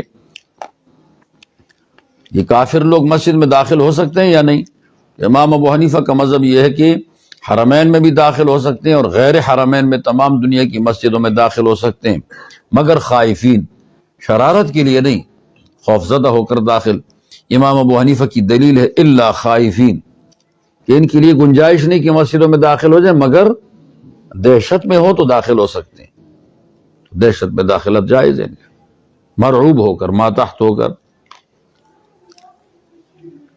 امام مالک فرماتے ہیں کہ مسجد حرام اور تمام دنیا کی مسجدوں میں کافروں کو نہ چھوڑا جائے، یہ داخل نہیں، مساجد عام ہے بھائی، تمام مساجد میں۔ امام شافعی فرماتے ہیں حرمین میں داخل نہیں ہو سکتے، علاوہ مسجدوں میں داخل ہو سکتے ہیں۔ صحیح ہے۔ لہم فی الدنیا خزی، انہی لوگوں کے لیے دنیا کے اندر خزی شرمندگی ہے، ولہم فی الآخرۃ، اور ان کے لیے آخرت میں عذاب عظیم، عذاب ہے سخت۔ آپ یاد رکھ لو، دنیا میں کافروں کو شکست ہو جاتی ہے، شکست کی بڑی خطرناک اذیت اور دکھ اور درد ہوتا ہے، اسی طرح قتل کا بھی درد ہوتا ہے، ملک الملک چھیننے کا بھی درد ہوتا ہے، یہ سارا درد ان کو دنیا میں ملتا ہے، یہ بدلہ نہیں ہے، یہ خزی ہے۔ بدلہ تو آخرت میں، وَلَهُمْ فِي الْآخِرَةِ عَذَابٌ عَظِيمٌ۔ کفر کا بدلہ ممتد ہے، پھر ظلم کا بدلہ ممتد ہے، محدود نہیں ہے، ممتد ہے۔ وَلِلَّهِ الْمَشْرِقِ، یہودیوں نے اعتراض کر دیا، اور اعتراض اس بارے میں کر دیا کہ نفل نماز پڑھتے تھے حضور علیہ الصلوۃ والسلام، تو سواری پہ سوار ہو کے نفل نماز ادا کرنا جائز ہے، چاہے قبلہ رخ نہ بھی ہو تب بھی جائز ہے۔ ابتداءً بھی قبلہ رخ ہونا ضروری نہیں، اور دواما بھی قبلہ رخ ہونا، بقاءً بھی قبلہ رخ ہونا ضروری نہیں، نفل نمازوں میں، سنت نمازوں میں، نفل نمازوں میں۔ ویسے سفر میں تو سنت ہے نہیں، لیکن اگر جو مانتے ہیں ان کے نزدیک بھی سفر میں سنت نمازیں، نفل، یہ سارے آپ سواری پہ پڑھ سکتے ہو۔ امام ابو حنیفہ نے قید لگائی کہ شہر کے باہر سفر میں، امام ابو یوسف نے فرمایا کہ شہر کے اندر بھی جائز ہے، لاری اڈے سے چڑھ جاؤ بوبی ویگن میں، اور ادھر آگے چڑھ کے جاؤ اور چنئی اسپتال تک 8 رکعت نماز پڑھو، شہر کے اندر ہے، اور ویگن کا رخ جس طرف بھی ہو، قبلہ رخ ہونا ضروری نہیں نفل میں۔ لیکن یہ زمین پر نہیں، زمین پر لازماً قبلے کی طرف رخ ہے، یہ سواری پر، گدھا ہے، خچر ہے، ٹٹو ہے، موٹر سائیکل ہے، باوضو ہے، چلو پڑھ کے جائے۔ لوگ کہیں گے سیٹ، تو سیٹ پیشاب نہیں کرتا، خود موٹر سائیکل بھی پیشاب نہیں کرتا، اس کے کیچڑ لگ جاتا ہے، تیرے نیچے جگہ پاک ہے، سیٹ، گاڑی کا سیٹ پاک ہے۔ جو چیز یقیناً پاک ثابت ہو جائے، احتمالات کے ساتھ آپ اس کو نجس اور گندہ نہیں قرار دے سکتے، وہ پاک شمار ہوگی، کوئی ثبوت چاہیے اس کی ناپاکی کا، ٹھیک ہے۔ باقی اس کے علاوہ فرض نماز ہے تو وہ جہاز میں ہو تب بھی قبلہ رخ ہونا ضروری، باہری جہاز میں وہ قبلہ رخ، ریل گاڑی میں قبلہ رخ، ان میں تو آپ پڑھ سکتے ہو، اتر کر نہیں اسی میں، ورنہ غرق ہو جاؤ گے۔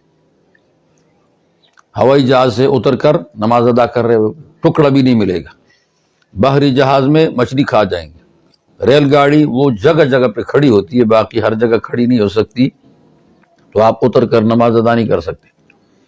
باقی گاڑیاں جتنی وہ تیرے اختیار میں ہیں، آپ اس کو روک سکتے ہو تو روک کر زمین کے اوپر نماز پڑھو گے، گاڑیوں میں نہیں پڑھنا۔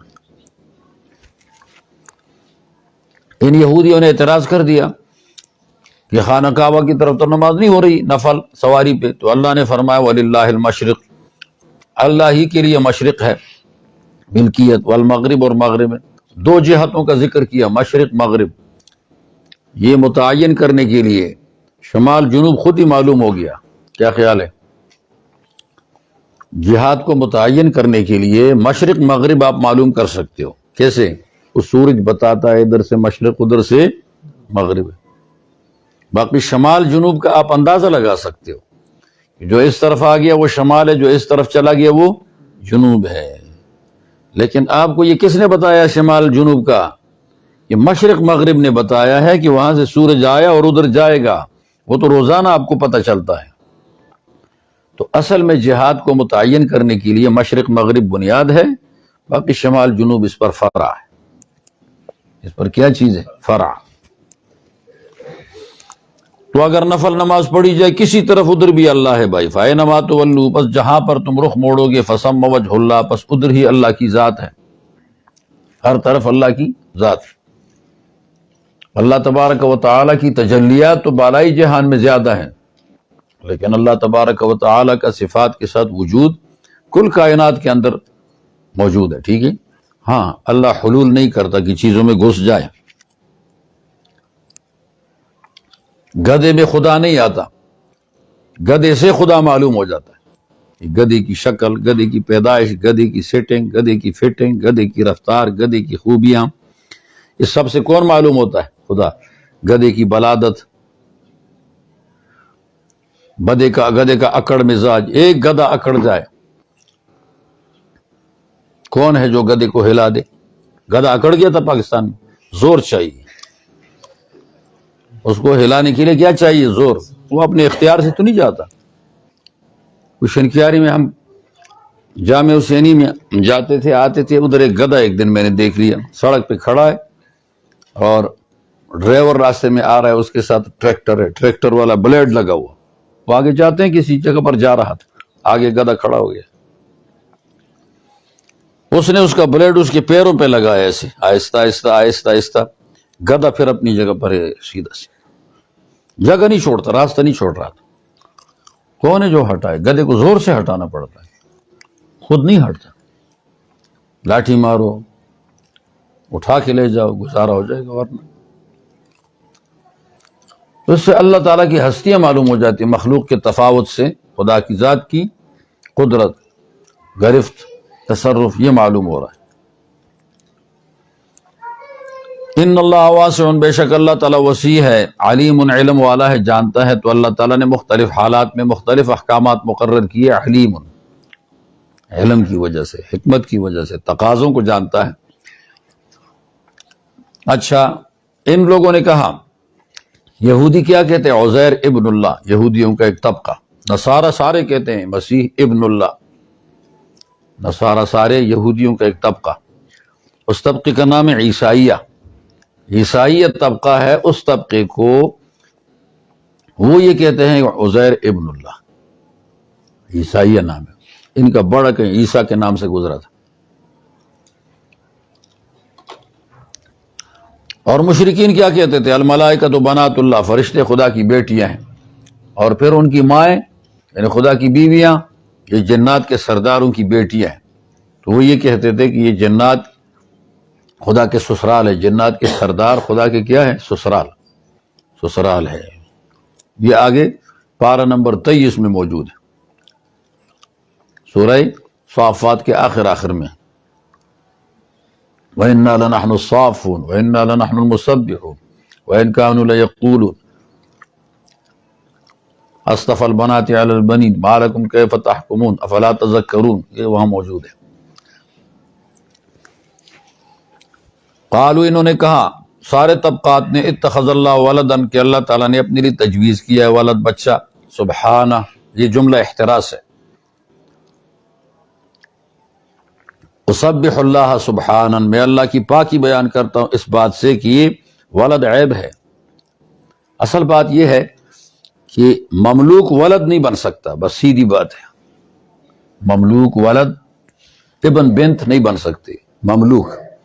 اور پیچھے آپ کو بتایا، للہ ملک السماوات والارض یخلق ما یشاء یہب لمن یشاء اناثا، اور پیچھے ایک جگہ اور بھی ہے، لہو ملک السماوات والارض۔ یہ آیتیں بتاتی ہے کہ اللہ مالک ہے اور یہ ساری مخلوق اس کی مملوک ہے، اور مملوک بیٹا بیٹی نہیں بن سکتی۔ بس سیدھی سی بات ہو گئی کہ مملوک بیٹا بیٹی نہیں بن سکتی۔ آپ کا غلام آپ کا مملوک ہے، وہ آپ کا بیٹا بن سکتا ہے؟ اور آپ کا بیٹا آپ کا مملوک بن سکتا ہے؟ حر ہے، آپ حر ہو تو آپ کا بیٹا بھی حر ہے، وہ مملوک کیسے بن سکتا ہے؟ اس لیے جو بھی مملوک ہوگا وہ بیٹا مالک کا نہیں ہے۔ تو اللہ کا کوئی بیٹا بیٹی نہیں ہے۔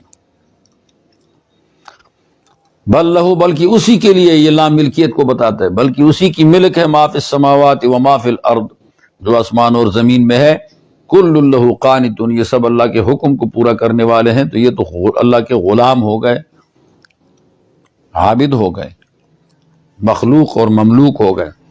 بدیع السماوات والارض، اللہ تبارک و تعالی بغیر نمونے کے آسمانوں کو پیدا کرنے والے اور زمینوں کو، نمونہ نہیں تھا، مادہ بھی نہیں تھا، آسمان اور زمین بنائی۔ اور وہ ایسے کامل انداز سے بنائی کہ آج تک بھی ترمیم کرنے کی ضرورت نہ پڑی، ترمیم کرنے کی ضرورت نہ پڑی۔ ہر پہاڑ اپنی جگہ پر ایسا سٹ خدا نے پیدا کر دیا ہے، فٹ پیدا کر دیا۔ عجیب فائدہ تو یہ بھی ہے نا کہ اللہ نے کسی جگہ سبز پہاڑ پیدا کیا ہے تو وہاں کی سبزی نافع ہے، گھاس کھاؤ، درخت وہاں پر گھاس کھلاؤ، تمہارے لیے وہاں پر سبزیاں قدرتی اگ جاتی، قدرتی سبزیاں اگ جاتی، اس کو استعمال کرو۔ اور جہاں پتھروں میں اللہ تعالیٰ نے درخت نہیں اگائے، وہاں اللہ تعالیٰ نے بیچ میں کچھ ایسے قیمتی دھات اگائے ہیں اور پیدا کر دیے کہ وہ دھات بڑا مال تمہیں مہیا کر دیتی ہیں۔ لیکن ان قیمتی دھاتوں کا، ان کا قیمتی ہونا، ان کی قیمت یہ مرور زمانہ سے معلوم ہوتی ہے، پہلے دن سے معلوم نہیں ہوتی۔ جب اس کی حاجت پڑتی ہے تو وہ دھات سے فائدے سامنے آتے ہیں۔ نہیں سمجھے؟ دیکھو پرانے زمانے میں کالے رنگ کا پتھر نکلتا ہے آج کل یہاں اوگی کے علاقے میں، دربن کی طرف راستے میں جاتے ہوئے، یہ کالا پتھر زمانوں سے تھا، یہ قیمتی بھی تھا۔ مرور زمانہ سے اس کی قیمت آج معلوم ہو گئی کہ کتنا قیمتی پتھر ہے، اور لوگ بلڈنگ بناتے ہیں اور اس کو تراش کر اس کو شیشہ بنا دیتے ہیں اور دروازوں پہ اور جگہ جگہ دیواروں پہ لگاتے ہیں۔ اس زمانے میں اس کی افادیت معلوم نہیں تھی، آج اس کی افادیت۔ کچھ ایسی اور چیزیں بھی ہیں کہ آج اس کی افادیت معلوم نہیں ہو رہی، آئندہ لوگوں کے سامنے ان کی افادیت آئے گی اور لوگ اس کو لینا شروع کریں گے۔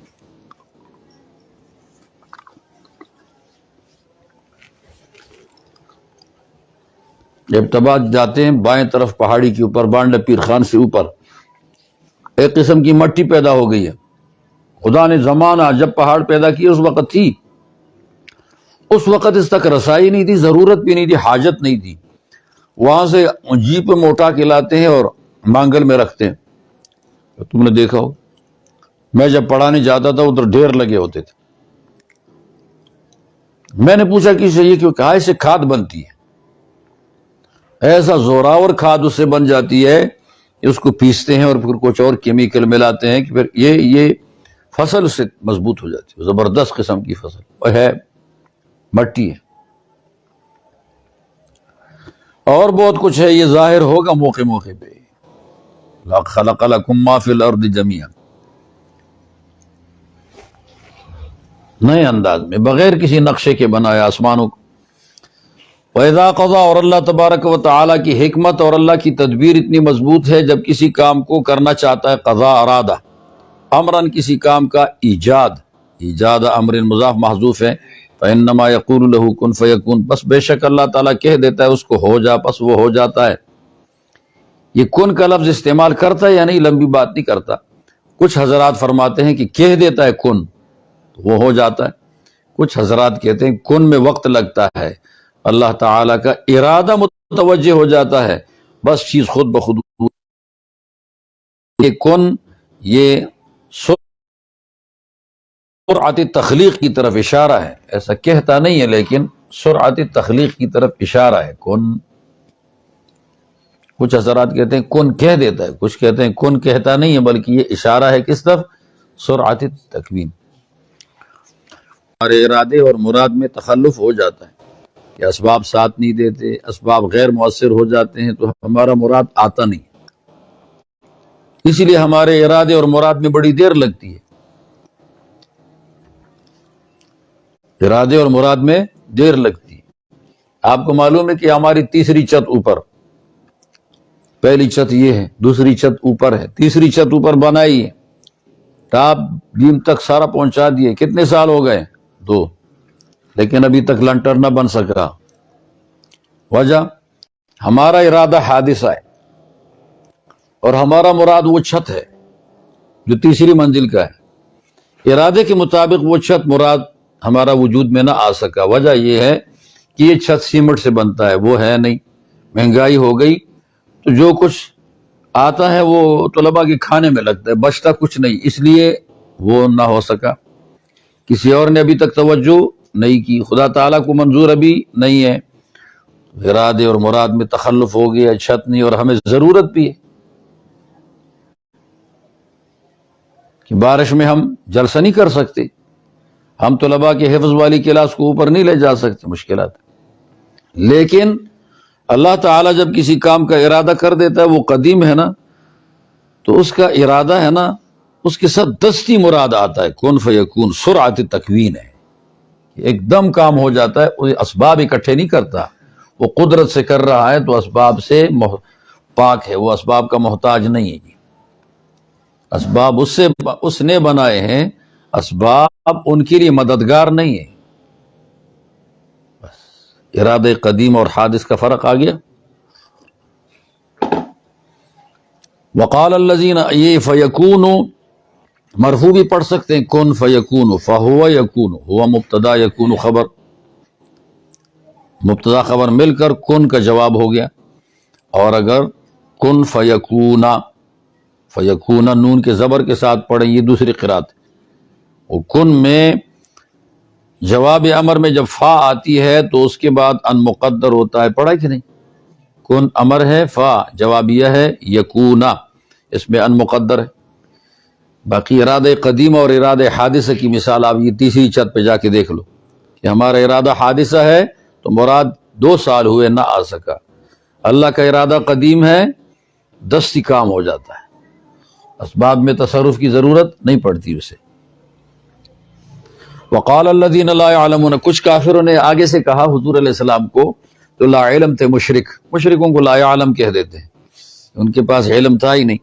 انہوں نے کہا ہمارے ساتھ خدا خود بات کرے اور وہ یہ کہے یہ پیغمبر ہے، یا کوئی ایسا معجزہ لاؤ جو ہم چاہتے ہیں، ہم تب اس پیغمبر کو مانیں۔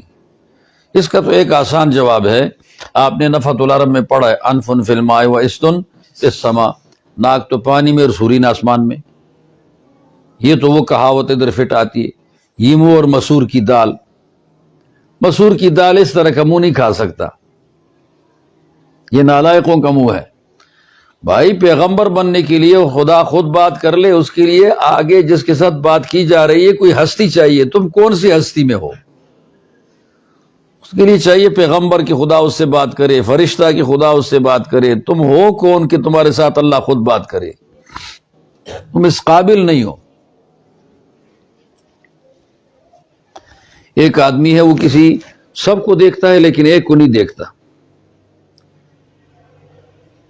اور وہ ایک شکایت کر دے، حضرت آپ سب کو دیکھتے ہیں اور مجھے نہیں دیکھتے درس میں، تو وہ اس کو کہے تم اس قابل نہیں ہو کہ میں تیری طرف دیکھوں، تیری معصیت یا تیری شرارت یا تیری برائی کی وجہ سے۔ انفن فی الماء و استن فی السماء والا مسئلہ۔ دوسرا جواب اللہ نے کہا، اس طرح پہلے لوگوں نے بھی کہا اور یہ اس طرح کی باتیں انہوں نے بھی کہی، ارنا اللہ جہرتن، پیچھے کہا تھا انہوں نے، فاخذتکم الصاعقۃ وانتم تنظرون، ان کے دل اور ان کے دل آپس میں مشابہ ہیں، ان کے دلوں کے اندر جو چاہتے ہیں وہ بھی ان کے دلوں میں ہے، تو چاہتیں برابر ہو گئی۔ لولا یکلمنا اللہ، اللہ کیوں اللہ بات نہیں کرتا ہمارے ساتھ، او تاتینا، یہاں بھی لولا ہے، لولا تاتینا آیتن، ہمارے پاس کوئی نشانی معجزہ ہماری مراد چاہت کا کیوں نہیں آتا۔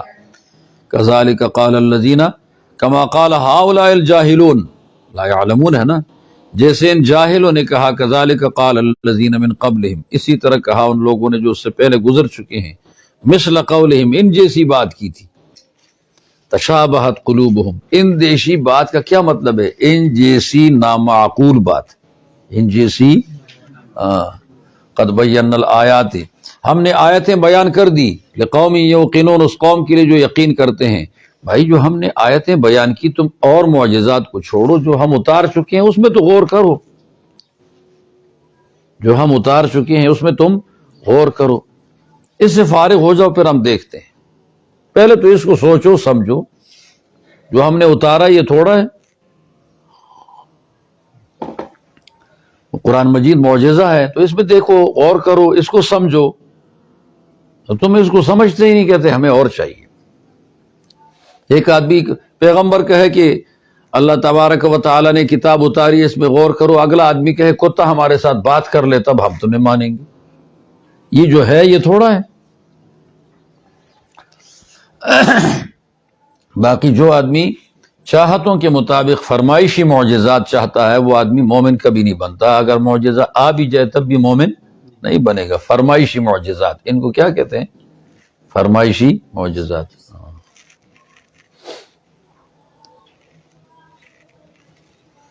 ایک عورت ہے وہ زبان کے اعتبار سے اپنے شوہر کے ساتھ بہت تلخ زبان استعمال کرتی ہے اور اس کو یاد کرتی ہے برے طریقے سے، بدترین طریقے سے یاد کرتی ہے اور کبھی بھی سیدھا جواب نہیں دیتی، حق تلفی کر رہی ہے. یہ عورت شوہر کو کہے تم کو الگ رکھی میں ٹھیک بس اپنے رشتہ داروں سے مجھے الگ کر دے میں ٹھیک رہوں گی. الگ بھی کر دیا، اب ظاہر بات ہے اس کا وہ تلخ رویہ یا بھونڈا رویہ یا گندی باتیں یا اس کا الجھنا یہ اس کی عادت اور اس کی طبیعت بن چکی ہے. تو وہ جب سب کے ساتھ مل کر رہ رہی ہے پھر بھی وہی بکواس ہے، اور جب اکیلے رکھا پھر بھی وہی بکواس شروع ہو گیا. ان کے یہ معجزات ایسے ہی ہیں، چاہتیں بڑی بڑی کرتے ہیں لیکن جب ان کی مرضی کا کام ہو گئی ہے پھر بھی وہی ہے. پرانے زمانے میں لوگ مثال پیش کرتے تھے، جبل جنبد نہ جنبد گل محمد کہتا ہے پٹھان جبل جنبد پہاڑ ہل جائے گا لیکن گل محمد نہیں ہلے گا.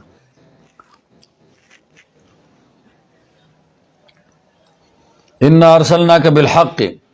اچھا بہت کبھی ایسا ہوتا ہے کہ کافر مباحثہ کر لیتے ہیں تو آدمی کو شک پڑ جاتا ہے، یار اتنے لوگوں کو میں سمجھاتا ہوں دلائل میرے پاس ہیں اور کام آگے نہیں ہو رہا، شاید ہماری طرف کوئی کمی ہے. تو اللہ نے فرمایا تجھ میں کوئی کمی نہیں، انا ارسلناک بالحق بشیرا، بے شک ہم نے آپ کو بھیجا ہے حق کے ساتھ پیوست کر کی اور تجھے صفت بشیر اور نذیر سابق پیغمبروں کی طرح دی ہے. ولا تسأل عن اصحاب الجحیم، اور تجھ سے نہیں پوچھا جاوے گا دوزخیوں کے بارے میں. دیکھو بھائی دوزخیوں کے بارے میں جو دوزخ میں جا رہے ہیں ایک پوچھ ہے اور ایک نہیں. جو پوچھ ہے وہ کون سی ہے کہ تم نے تبلیغ کی تھی، تم نے دلائل سے سمجھایا تھا، تم نے اس کو مطمئن کیا تھا. جی ہاں کیا تھا. اچھا وہ پھر آگے کافر بنا ہے، اس کی پوچھ تم سے نہیں ہے، تم نے اپنا فریضہ پورا کر دیا. اس لیے اسلام میں لانا ہمارا کام نہیں ہے، اسلام سکھانا سمجھانا ہمارا کام ہے، لانا اللہ کا کام ہے. اسی لیے کہا تو نے اپنا بشیر بن کر خوشخبریاں بھی سنائی مومنوں کو، نذیر بن کر ڈرایا کافروں کو. جب آپ نے یہ کام کر دیا ہے آپ کی ذمہ داری اتنی تھی، آگے ہدایت دینا آپ کی ذمہ داری نہیں. اصحاب الجحیم دوزخ میں گئے، تجھ سے اس کا نہیں پوچھا جائے گا. سمجھ آئی؟ ایک پوچھ ہے اور ایک نہیں. یہ دوزخ میں کیوں گئے اس کی پوچھ نہیں. آپ نے سمجھایا ہے یا نہیں، کیوں نہیں سمجھایا یہ پوچھ ہے. ہاں وَلَن تَرْضَىٰ عَنْكَ الْيَهُودُ، ہرگز راضی نہیں ہوں گے تجھ سے یہودی، وَلَا النَّصَارَىٰ، اور نہ عیسائی راضی ہوں گے. آپ مایوس ہو جائے حَتَّىٰ تَتَّبِعَ مِلَّتَهُمْ، یہاں تک کہ آپ ان کی ملت کی پوری پیروی کریں. پوری پیروی کریں گے تب راضی ہو جائیں گے، لیکن پھر اسلام پر نہیں رہیں گے، پھر یہودیت اور نصرانیت پر رہیں گے، وہ تو راضی ہو جائیں گے لیکن پھر خدا ناراض ہوگا. اس لیے تمام اہل کتاب جتنے بھی ہیں، ان اہل کتاب کی عادت یہ ہے کہ جب بندہ ان کا اپنا نہ ہو جب تک اس وقت تک ان بندوں کو اطمینان نہیں ہے، وہ اس کا دشمن ہے، وہ اس کا دشمن ہے. اسی لیے صاحب ہمارے ہاں جو القاب عیسائیوں نے مسلمان نمائندوں کو دیے ہیں، وہ نمائندے مسلمان اسلام پر پکے نہیں تھے تب انہوں نے دیے ہیں. القاب سے نوازا نا، شمس العلماء، ملک العلماء، فلان العلماء. یہ القاب نانوتوی کو نہیں دیا، یہ القاب گنگوہی کو نہیں دیے. وجہ یہ ہے کہ ان سارے حضرات سے یہ عیسائی یہودی ناراض تھے، تو دشمن کو کون لقب دیتا ہے؟ وہ ہمارے مسلمانوں میں سے ان کے ہم نوا بن گئے تو ان کو لقب مل گئے، ان کے ملت کے پیروکار بن گئے، ان کے لیے کام کرنے والے بن گئے، ایجنٹ بن گئے تو ان کو لقب مل گئے. کافروں کی طرف سے القاب یہ ملا کرتے ہیں ان کے یاروں دوستوں کو، ان کے دشمنوں کو نہیں ملتے. بھائی حضرت مدنی کو کون سا لقب دیا ہے؟ عیسائیوں نے. عیسائی اسی کو لقب دیتے ہیں جن سے عیسائیوں کو فائدہ ہوتا ہے، یہ یہودیوں کو فائدہ ہوتا ہے. قل کہو ان ھدی اللہ ھو الھدی، بے شک ہدایت تو اللہ کی وہی ہے، یعنی اللہ کی ہدایت ہی تو اصل ہدایت ہے، جو اللہ ہدایت دیتا ہے کسی کو وہ اصل ہدایت۔ وَلَئِنِ اتَّبَعْتَ أَهْوَاءَهُمْ، اور اگر آپ پیروی کریں ان کے خواہشات کی، یہود کے پاس کوئی آسمانی مشن نہیں، نصارہ کے پاس کوئی آسمانی مشن نہیں، جو کچھ ان کے پاس ہے وہ سب خواہشات ہے۔ بعد الذی جاءک من العلم، بعد اس کے کہ تیرے پاس علم آ چکا ہے، تیرے پاس آسمانی ہے، ان کے پاس کوئی آسمانی نہیں۔ یہ لئن اتبعتہم، کہ پیغمبر اگر آپ پیروی کرو، ان شک پیدا کرتا ہے تو نبی کے بارے میں گویا تردد ہوا کہ یہ پیروی یہود کی بھی کر سکتا ہے، اسی لیے ایسے مقام پر نکالا جائے گا علی سبیل الفرض والتقدیر، بالفرض والتقدیر اگر آپ ان کی پیروی کر لیں۔ یہ ممکن نہیں کہ آپ یہود نصارہ کی پیروی کر دیں، آپ پیغمبر ہیں، فرض کرو اگر آپ پیغمبر بن کر ان کی پیروی کریں گے، مالک من اللہ، اللہ تبارک و تعالیٰ کی گرفت سے نہیں ہوگا تمہارے لیے کوئی یار حمایتی، ولا نصیر، اور نہ کوئی مددگار، نہ حمایتی ملے گا نہ مددگار ملے گا۔ حمایتی فائدہ دیتا ہے، مددگار ضرر سے بچاتا ہے۔ الذین آتیناہم الکتاب، وہ لوگ جن کو ہم نے کتاب دی، یتلونہ حق تلاوتہ، وہ اس کی تلاوت کرتے ہیں جیسے تلاوت کا حق ہے۔ حق یہ ہے کہ مانتے بھی ہیں، سمجھتے بھی ہیں، عمل بھی کرتے ہیں اور ساتھ پڑھتے بھی ہیں، یہ چاروں چیزیں جمع ہو جائیں، یتلونہ حق تلاوت، اولئک یؤمنون بہ، وہ اس کے اوپر ایمان لاتے ہیں۔ لیکن جو ایسے نہیں تو وہ کافر ہیں، جو ایسے نہیں تو وہ کافر ہیں، اور جو بھی کافر ہیں فاولئک هم الخاسرون، یہ خسارے والے ہیں۔ میں نے آپ کے سامنے کیا مقدر نکالا، وہ لوگ جو جن کو ہم نے کتاب دی وہ پڑھتے ہیں اس کتاب کو حق تلاوتی ہی، جیسے کہ پڑھنے کا حق ہے۔ اولئک یؤمنون بہ، یہی لوگ جو تلاوت کا ما حقہ کرتے ہیں یہ تو اس کے اوپر مومن ہے، اور جو ایسے نہیں تو وہ کافر ہیں، اور جو ایسے نہیں تو وہ کافر ہیں، اور جو کافر ہیں ومن یکفر بہ فاولئک هم الخاسرون، جو کافر ہیں تو وہی لوگ خسارے میں، جو ایسے نہیں تو وہ کافر ہیں، جملہ مقدر ہے۔